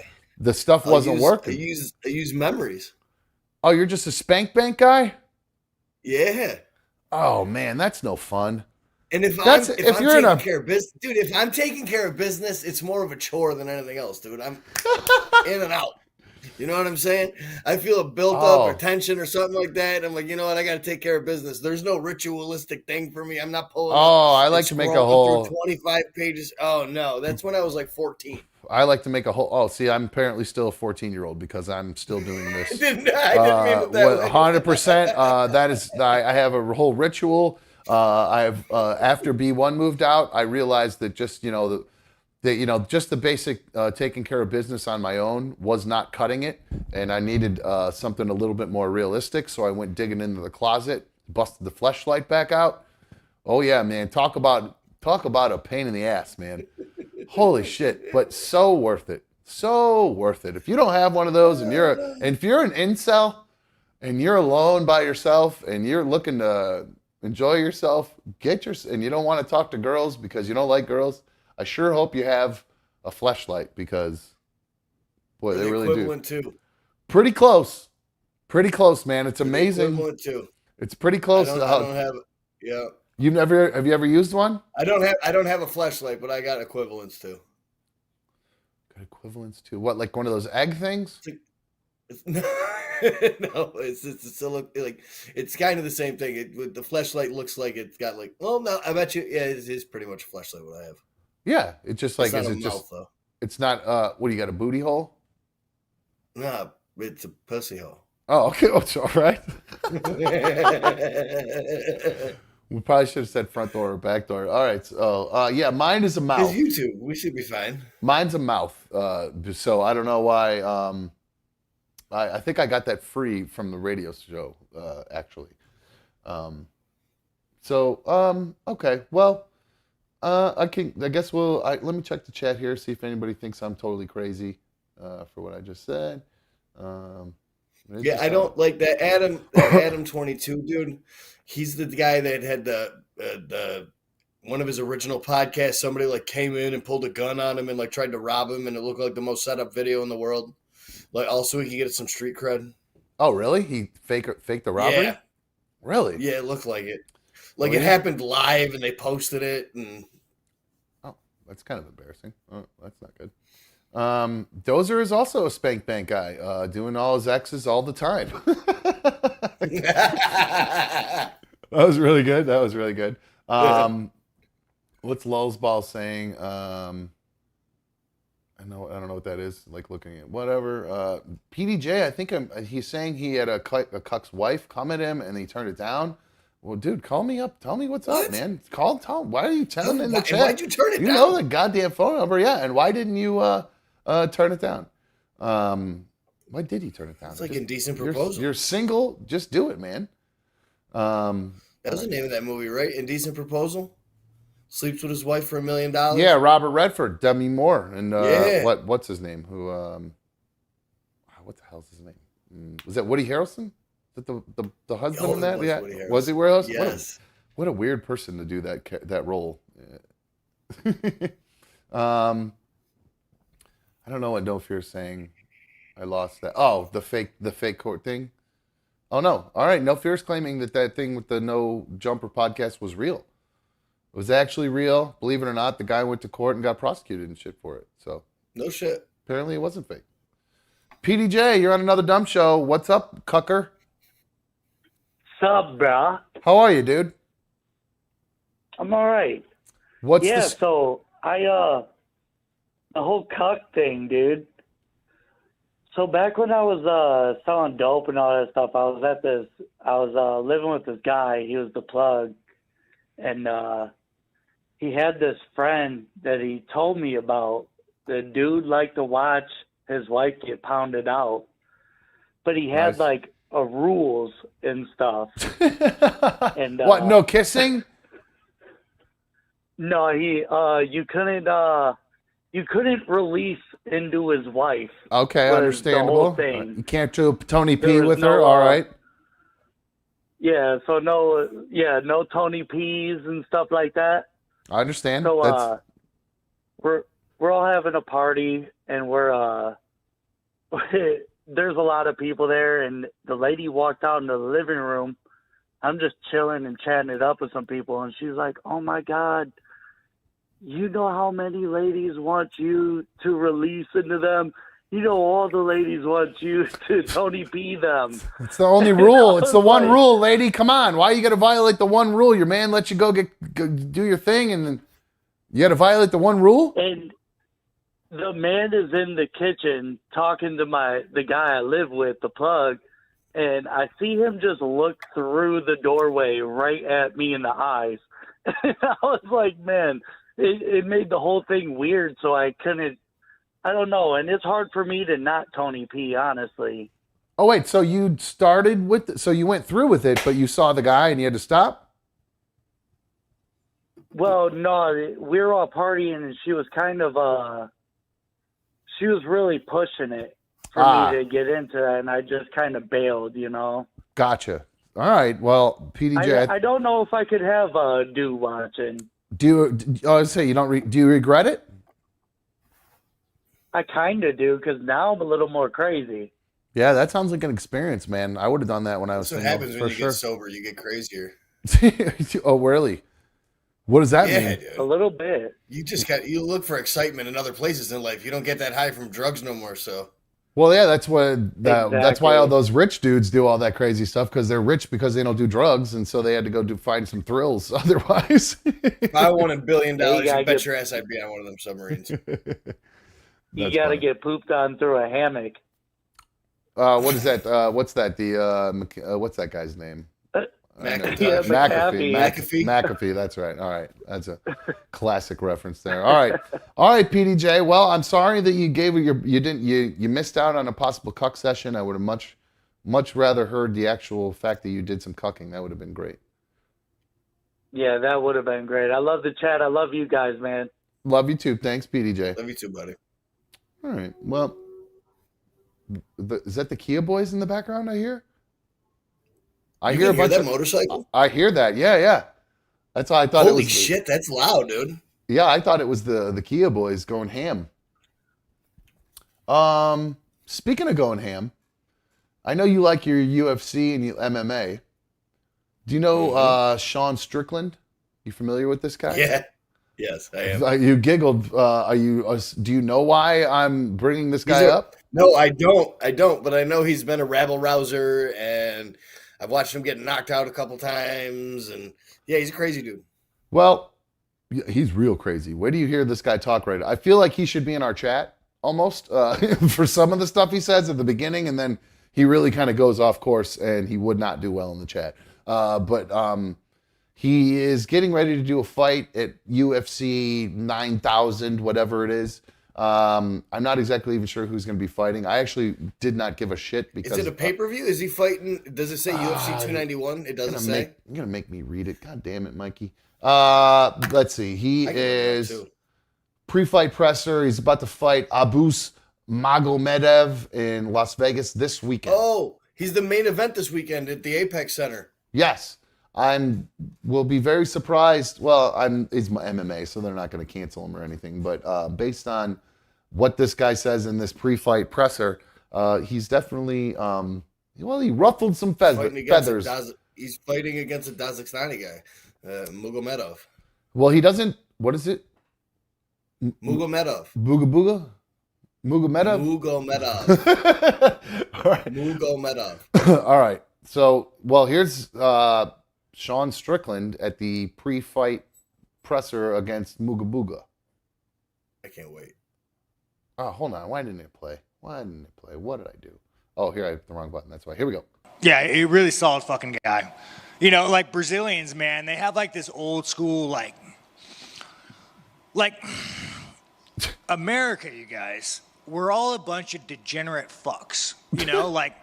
I was talking to one guy, like I was joking about, you know, growing up and my dad fucking snorting oxys off the table and my mom trying to bang somebody, you know. Is this Sean? And this foreigner comes up to me, he's a UFC guy. He's like, Sean, why would you disrespect yourself like that? I'm like, dude, do you know Americans? We are so royally fucked. Like, we have so much fucking degeneracy in our, like, who we are.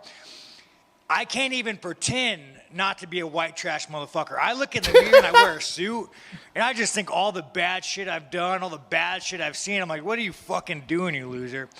So forwarding to these fucking dirty Brazilians, it was nice, man. They have like a good community. They fucking barbecue. They hang out. You know, it was some good wholesome shit, man. Americans, we need to go back to like taking women out of the workforce. And maybe that's where we fucked up, you guys. We let women vote. No offense. Oh my God, this guy. I want to tell you guys something. Think about America prior to women voting. They try to ban alcohol. I don't even drink, but I'm not trying to ban alcohol. So what you did, man, you let these women come in the workforce. Now we make less money.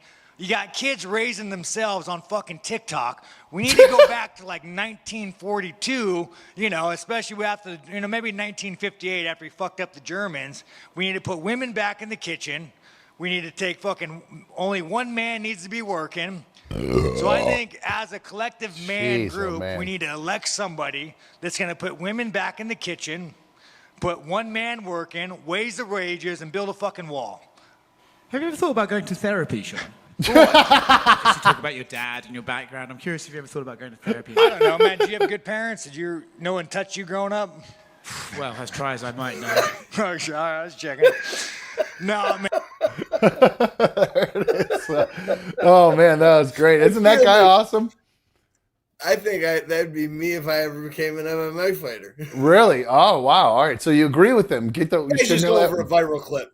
He's just going for a viral clip. I don't think so, man. I feel like that guy believes that up, down, left, and right. That didn't say. He wants somebody that's going to put the women back on there. Like he's been punched in the head one too many times. Wolfsball said, "How the f did he get on this rant?"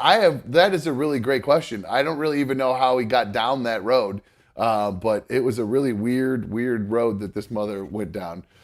He was talking about he trained in Brazil this time. He's changed up his training regimen, so he was living with these Brazilian families, and these families have been fighting families for generations. So he's talking about like their sense of community. Gracies and all them. Yeah, he's talking about their sense of community and the fight community down there and how wholesome it is compared to the way he was raised up here, off of 8 Mile with the, Yeah, Dozer's got a good point. It blows shit he said. And Dozer said he's got a good point. It blows my mind that someone would say these things knowing of cancel culture. I don't think that guy really gives a shit about anything like that. I disagree that he's going for to try to go viral. I think that's just that guy. I mean, who talks about, I looked in the mirror and I know I'm a piece of white trash when I wear a suit, when I think about all the shit I went through. Have you seen Colby Covington? Do you know who Colby Covington is? I do not. Who is that? He is another UFC fighter that has this giant WWE type personality. He's big friends with Trump. He's the biggest MAGA supporter. I do know that is. Yes, everyone's virgins and nerds. And if you listen to the guy talk off camera, this not guy turned on. Is this who you're talking about? Go ahead. When the camera's off, he's what? Just a completely normal guy. Yes, he's there. That's the guy you're talking about. He was about to get. He was about to get fired from the UFC, and they weren't going to extend his contract because he was just a run-of-the-line fighter, but there was no, viral clips. So he made this persona to make him an irresistible fighter. I mean, now either love him or hate him, people are going to tune in to watch. And this dude, Sean Strickland, has been trying to do stuff like this for a long time to get into the limelight. And this is one of the first times he's headlining a non-pay-per-view event at the Apex Center, and if he gets enough people to watch and he pulls in enough numbers and does well, maybe he gets to fight on one of the main cards next time and make a little bit more money. So yeah, he's drumming up a lot of publicity, I'm sure. Probably not the kind you really want in this day and age, but he is a UFC fighter. They're not going to cancel him. They're not going to get rid of him. He's going to keep doing this. There's a video of Dana White slapping his wife in the face out there, and they didn't cancel him. The guy's still out there announcing fights every week. True. Oh, except for the one that got we never talked about. Musk's mommy kiboshing the fight with Zuckerberg. Did you hear about that? I didn't see. No, I didn't. Elon Musk's mom started tweeting, I think it was tweeting or commenting in an interview or something, saying how she was trying to talk him out of the fight. And I think that he's not going to fight. They're not going to fight now because his mom doesn't want him to do it. And I think there's such a weight. God, you guys just like Khabib. There's such a weight. That's why Khabib quit fighting. Because of his mom? Yeah, he said he would never. Khabib Nurmagomedov, the undefeated fighter, one of the best lightweights of all time. The guy that beat Conor McGregor twice, the crazy Russian wrestler guy. Yeah. And he stopped fighting at like 13-0 in the UFC. When it could have been one of the best fighters of all time, still in his prime. But when his dad died, he promised his mom he'd only fight one more time, and he won that fight and put his gloves down in the ring and retired. Huh. I didn't know that. I just figured he just stopped fighting I didn't know that was the specific reason why. That's an interesting story. He promised his mom he wouldn't fight after his dad passed away. I'll be damned. Well, there's a game he could get into. Didn't a lot of those did that guy get in trouble for doping or something too? No. No, he didn't. Who's the one I'm thinking of? Is that John? John Jones got in trouble for some peptides in his system or something like that. Okay, that's what I thought. A nanogram of something that was, or picogram. Yeah, it was a picogram. Well, did you know that I know you love your test. I know you've done plenty of cycles of anabolics and your fair share of performance-enhancing drugs. Did you know that there is a Olympics coming out called the Enhanced Games that will allow performance-enhanced drug athletes to compete? There's I cannot wait. There's actually a white guy that's faster than Usain Bolt now because he's uses all these performance-enhancing drugs, which I'm assuming it's doping and everything like that. And I did see an interview with the guy, and I wasn't able to find it to be able to pull it, but the guy who's like putting these games together says that he believes that basically that it's healthy and that it's not that bad for you, and that all the PEDs have been dragged through the mud, and all these people using PEDs have been dragged through the mud when it doesn't matter because you could be one of the most amazing athletes in the world. And this, to me, I wish that the NFL and NBA, and I wish they were allowed to do that. I want to see superhuman people play these sports. That I would love to watch two jacked up, steroid-infused linemen banging into each other. That would be awesome. I would love that. It'd be like Mutant League Football or NFL Blitz. I think that would be great. I would love that so much. Me too. I would kill to watch this. I wouldn't kill to watch it, but I would really enjoy watching this because I don't understand why they can't have these in regular sports. I really don't. Will never understand it. I mean, who cares? Who cares if it's going to make it's a business and it's the stuff that we're watching. We want to watch really great. Like, I don't care if it messes with the integrity of the game. Not if everyone's doing it. Make it legal. Their body, their choice. You know what I'm saying? Like, they're the one putting their body on the line. Why not let them be able to perform at peak physical capabilities and recovery at phenomenal levels by being able to do these human growth hormones or stem cells or anything like that to I'm just thinking quicker. So you're thinking more logically than I am. I'm thinking more entertainment wise. Like, we're gonna if Patrick Mahomes started juicing, that guy can already throw the ball 65 yards on a rope in the air. Imagine if he started juicing. He's going to be able to throw it 150 yards on a rope in the air. Think about all the goofy stuff that guy already does. You put him on some juice, he's going to be 1,000 times. He's going to be faster, quicker, juke, everything. He's going to recover quicker. All those things. That's what I want to see. I want to see gladiators doing gladiator. Look at American Gladiators. Those those motherfuckers were all juicing. Netflix just dropped a documentary about that too. Muscles and Mayhem. We talked about it. Oh wait, that's different than the one you're talking about? That you told me about before? 30 for 30 special. Yeah, I watched the ESPN one, 30 for 30. Now there's one that's on. So the one that's on 30 for 30 follows the original owner. Okay. And a couple of the you said Gemini's like really players. Yeah, Gemini and the surfer one. Or maybe that was Gemini. Malibu. No, Gemini was a big black dude. Yes. Gemini and Malibu were big in this one, but it didn't have like Nitro and none of the real popular ones. And I think this one is the one that has Nitro in it because I watched the first like minute and it sounds like it's narrated by him. And well, I remember he was on it from this aspect. He was on the old show when I was back there, and I remember hearing him talk about, literally admitting his nuts had shrunk and all this stuff. He was very nuts open. Do shrink. My nuts are tiny right now. Yeah, maybe I need that. I got some big old balls, man. I need to get rid of those things. The sack will stay nice and long, but the balls will just be little peas in there. Really? How small are we talking? Like they go down to the size of a marble? Yeah. For real? Yeah. And that from the testosterone or from the anabolics you're doing? Testosterone does it too. What? Yeah. Mikey, I don't know about this, man. I don't know if I can do that.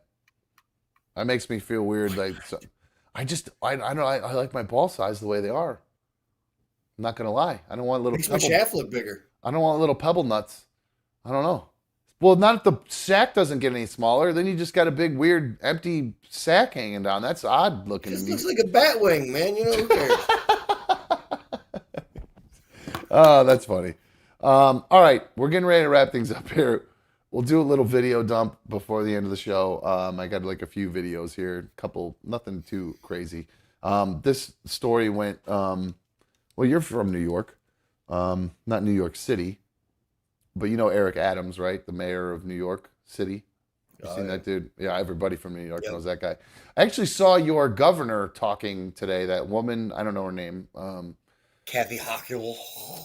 She was she did a good job when she was talking about the smoke and everything. I found her to be a pretty good speaker. I found myself kind of caught up in the way she was talking. She did a good job, I thought. But there was another clip I saw earlier today that made me so mad. That Eric Adams, have you seen this, what this guy did today? Nope. So there's this woman. I didn't see any news today. There's this woman from New York City who is upset about the cost of rent going nuts in New York.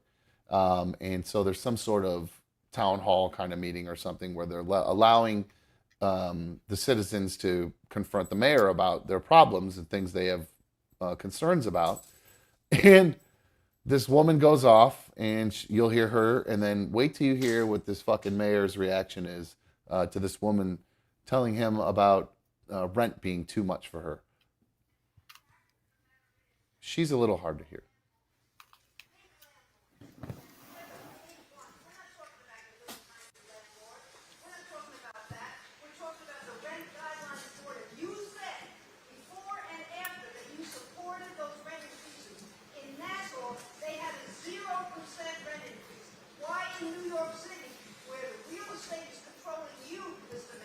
Ooh. Okay, first, if you're going to ask a question, don't point at me and don't be disrespectful to me. I'm the mayor of this city, and treat me with the respect I deserve to be treated. I'm speaking to you as an adult. Don't stand in front like you treated someone that's on the plantation that you own. Give me the respect I deserve and engage in a conversation up here in Washington Heights. Treat me with the same level of respect I treat you. So don't be pointing at me. Don't be disrespectful to me. Speak with me as an adult because I'm a grown man. I walked into this room as a grown man, and I'm going to walk out of this room as a grown man. You know, that's right. I answered your question. Then say the word ask, not axe. Jesus. Grown-ass man. Well, what in the world? First off, you're the mayor. Hold yourself to a higher fucking standard and accept the fact that you are going to be publicly ridiculed and or publicly questioned about it. And the fact that this is a woman who ran from the Nazis in Germany, I believe. She had to flee the Nazis, came to the United States to find freedom, and expressed her freedom as being an American because you have the freedom of speech to tell public officials if they fucking suck. And they're being run by the real estate companies. That was speaking ran from the Nazis? Yeah, when she was, I believe when she was younger, when she was little, her family had to escape the Nazis. There's no way. That's 85 years ago. That woman's not 85 years old in there lighting him up. I'm telling you right now, I read that she was had to leave. Here, hold on one sec. Eric Adams. I'm calling her now a bullshit artist. Post. It was on the Post, I believe. And you know the New York Post is legit. Where is it? Here we go. Elderly woman who Eric Adams compared to slave owner is tenant advocate who fled Nazis. That's what I read. I knew I was right. She's lived in New York City since she and her parents left Europe fleeing from the Nazis. Is what this store, her name is Dub Now, something Dub Now. I don't know what it is.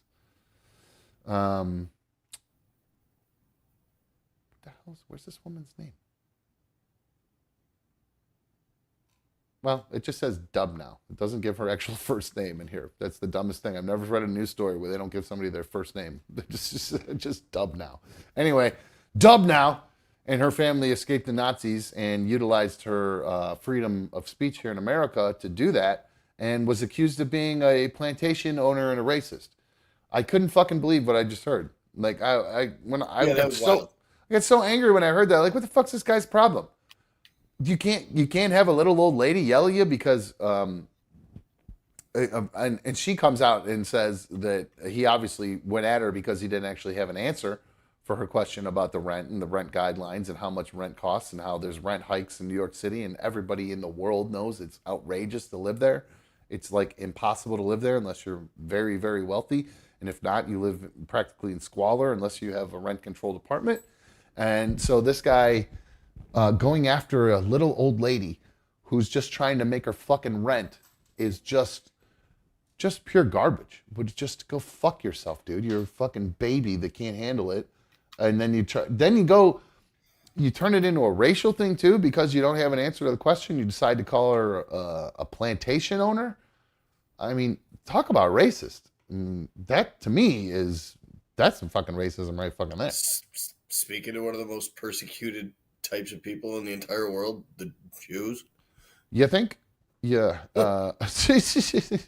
All right, so just a couple more things to kind of dump, a little bit video dump. I don't really care. This one made me laugh really hard, Mikey. You are going to laugh so hard at this video. Yes, I love laughing. There was and it's race related, so it's right up your alley. This guy calls the police because he's having some sort of disturbance with another guy. And so here's the interaction once the police show up, and they explain to this guy who's called them what their actions were with the person he was having a problem with. Does that make sense? Yeah. Okay, it's picking up right after letting them know. So here you go. He was arrested and charged with simple assault and terroristic threats. Following his arrest, he was transported to the DeKalb County Jail. Let's go to the SWAT car, please. Why? So he is getting arrested. Why is it happening? I'm being arrested? Yes. For what?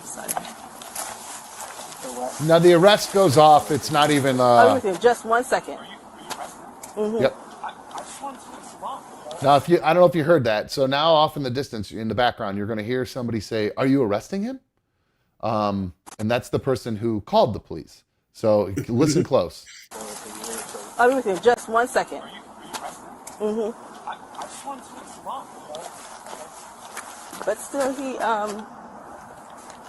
I will need for you to fill out a statement for him. I don't want him arrested. I just want him to leave us alone. I know, but he had a weapon on him, and it was terrorist threats.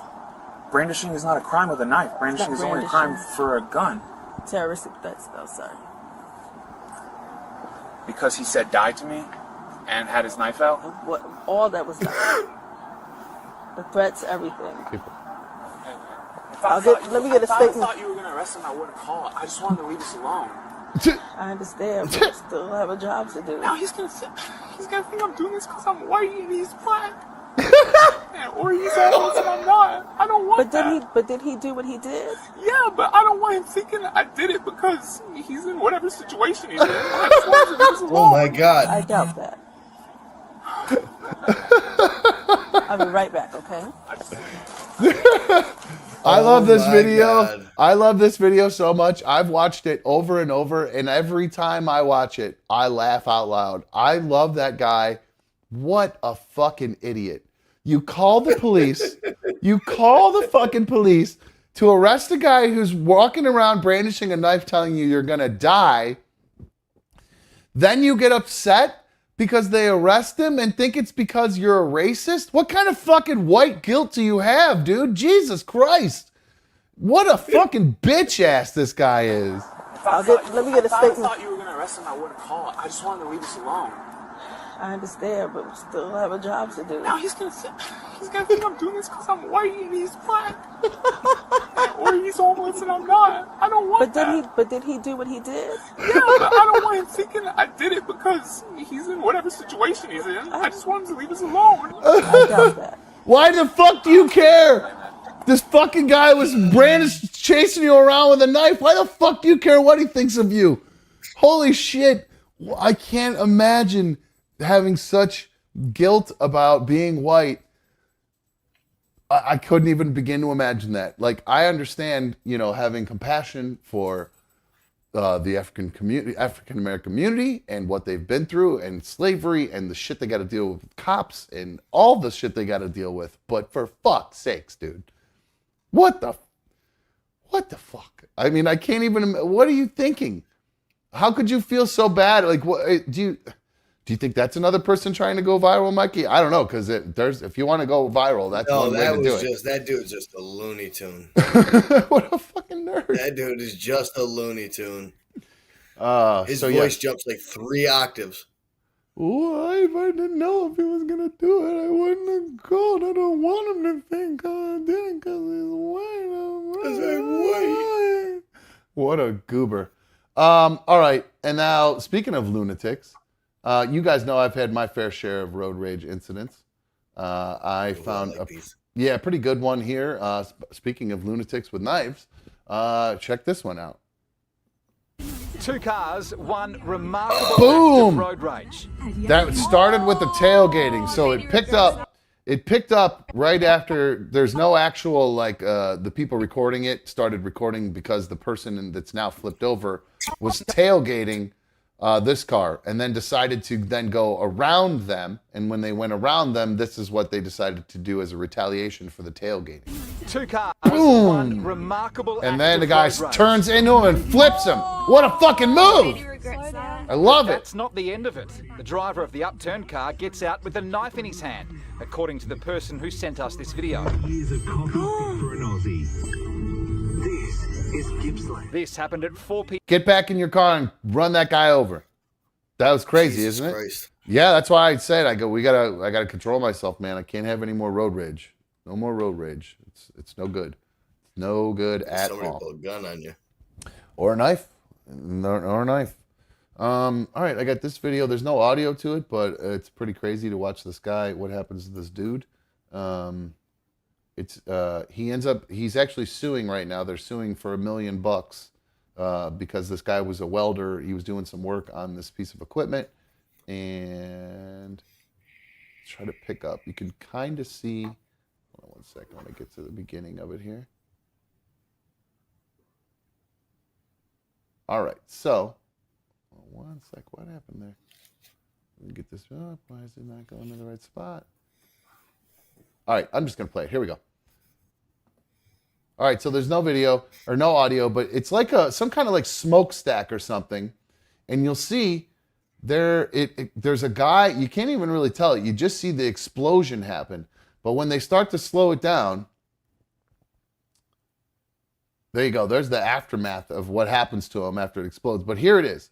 Oh, isn't that nuts, dude? Oh, my God. He's just standing over this thing, doing a little bit of welding.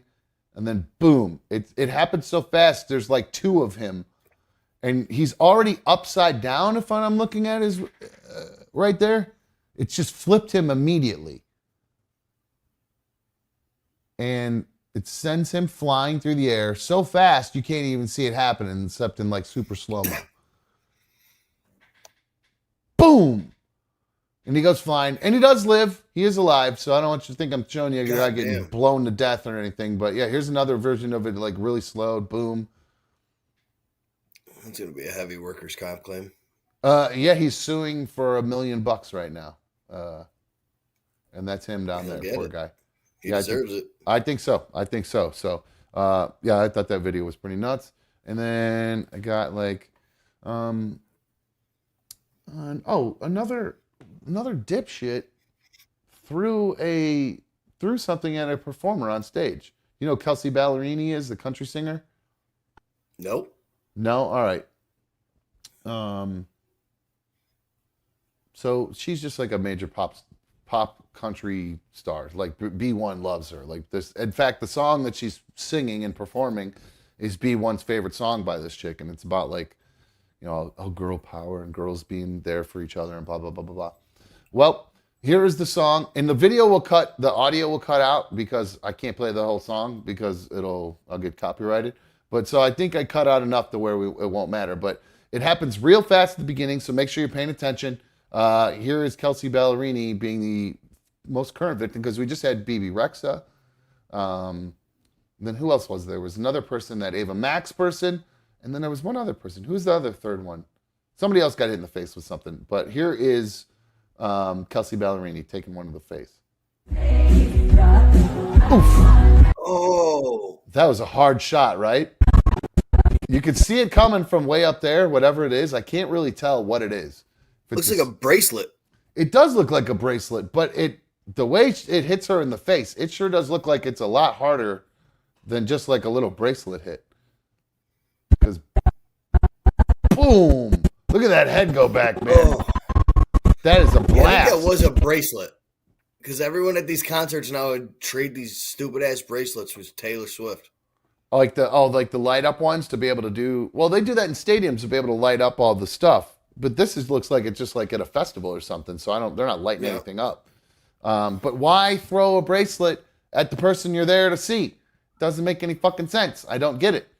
So here it is. Here's her one more time. Take one in the face, and then we'll see. Oh, God damn it. I forgot to cut to it. It'd help if I hit the button. Boom. There it is. One more time. One more right to the face. Whack. Wham. So I cut the audio out there. But I didn't think that one was as funny as the cell phone to the face. I don't know why. No, you didn't laugh out loud at that one. No. Nope. So here you see she tries for sex. She's trying to figure herself out here. And then from there, takes a couple seconds here. She tries to talk. She tries to play it out, tries to play the song for a second. The crowd is singing. She's clearly not comfortable and starts walking back towards the backstage. And then tries to get the crowd to cheer a little bit for her.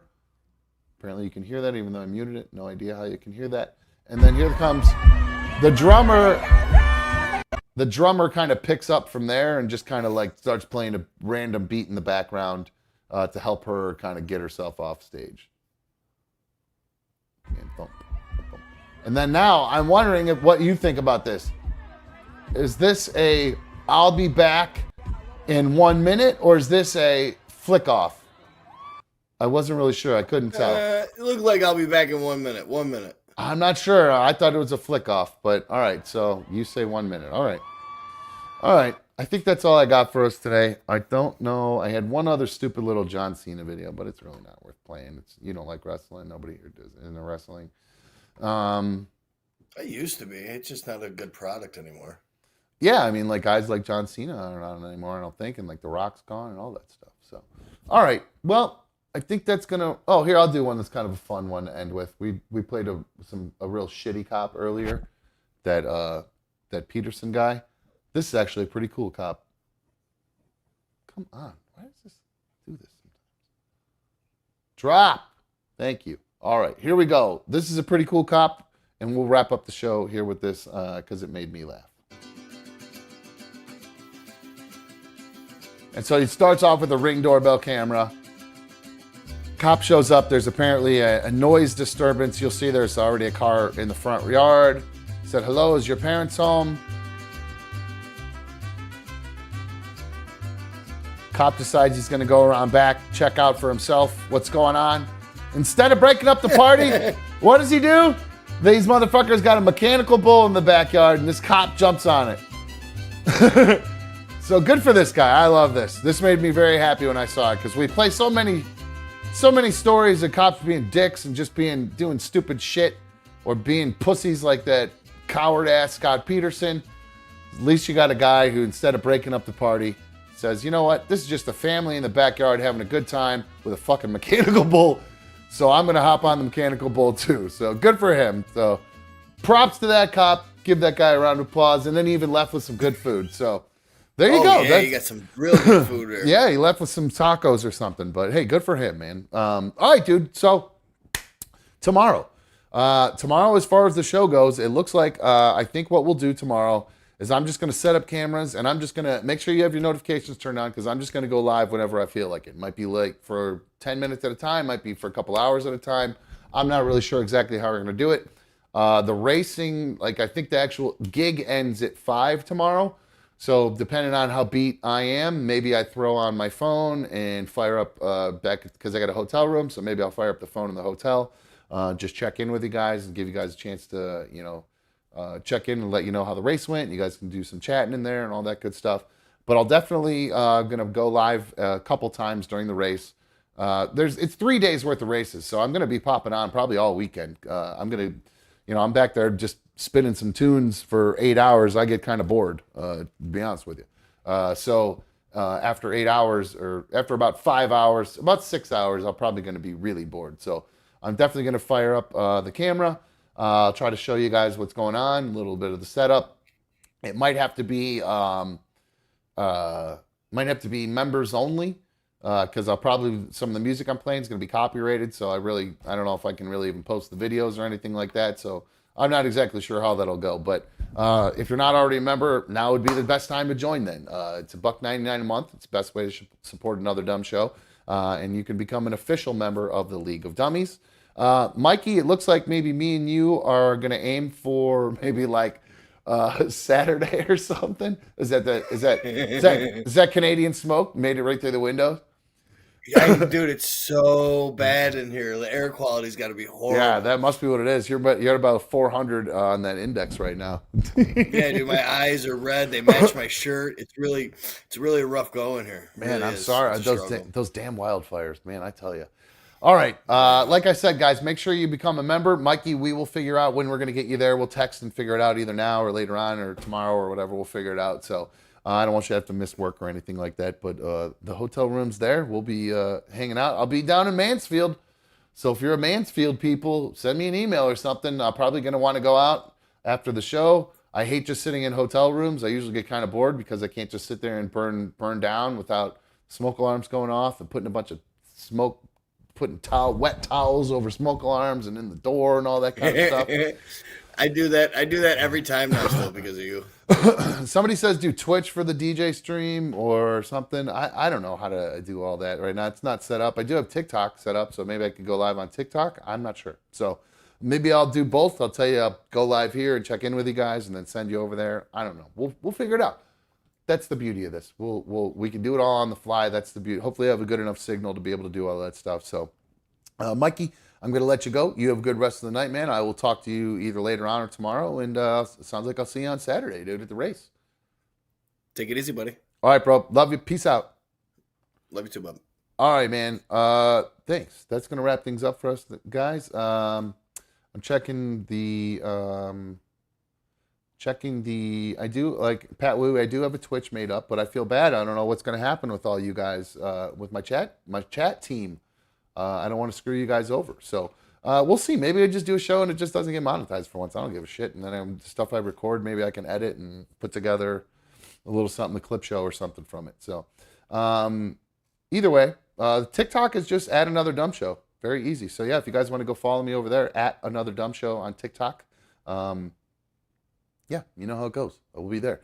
If you've not already taken a moment to like today's video, please do that. I'm looking at the numbers, and there's a lot of people in the room, and there's not as many likes as there are people in the room. So if you didn't like the video, well, that sucks. But if you do like it, please make sure you take a second, hit that like button for a brother. And then from there, if you're not already subscribed, make sure you're subscribed. And most importantly, based on what we're going to be doing tomorrow, make sure you have your notifications turned on. I'll let you guys know. If I don't go live with an update, I'll post something in the little community tab down there so you guys are aware of what's happening.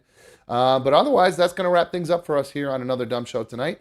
I appreciate all of you guys hanging out with us. You guys really have no idea how much I appreciate it. I really, really, really do. So I hope you guys have a great rest of your night and a great evening. I will check in with you guys tomorrow. That is going to wrap things up. I am out of here. See ya.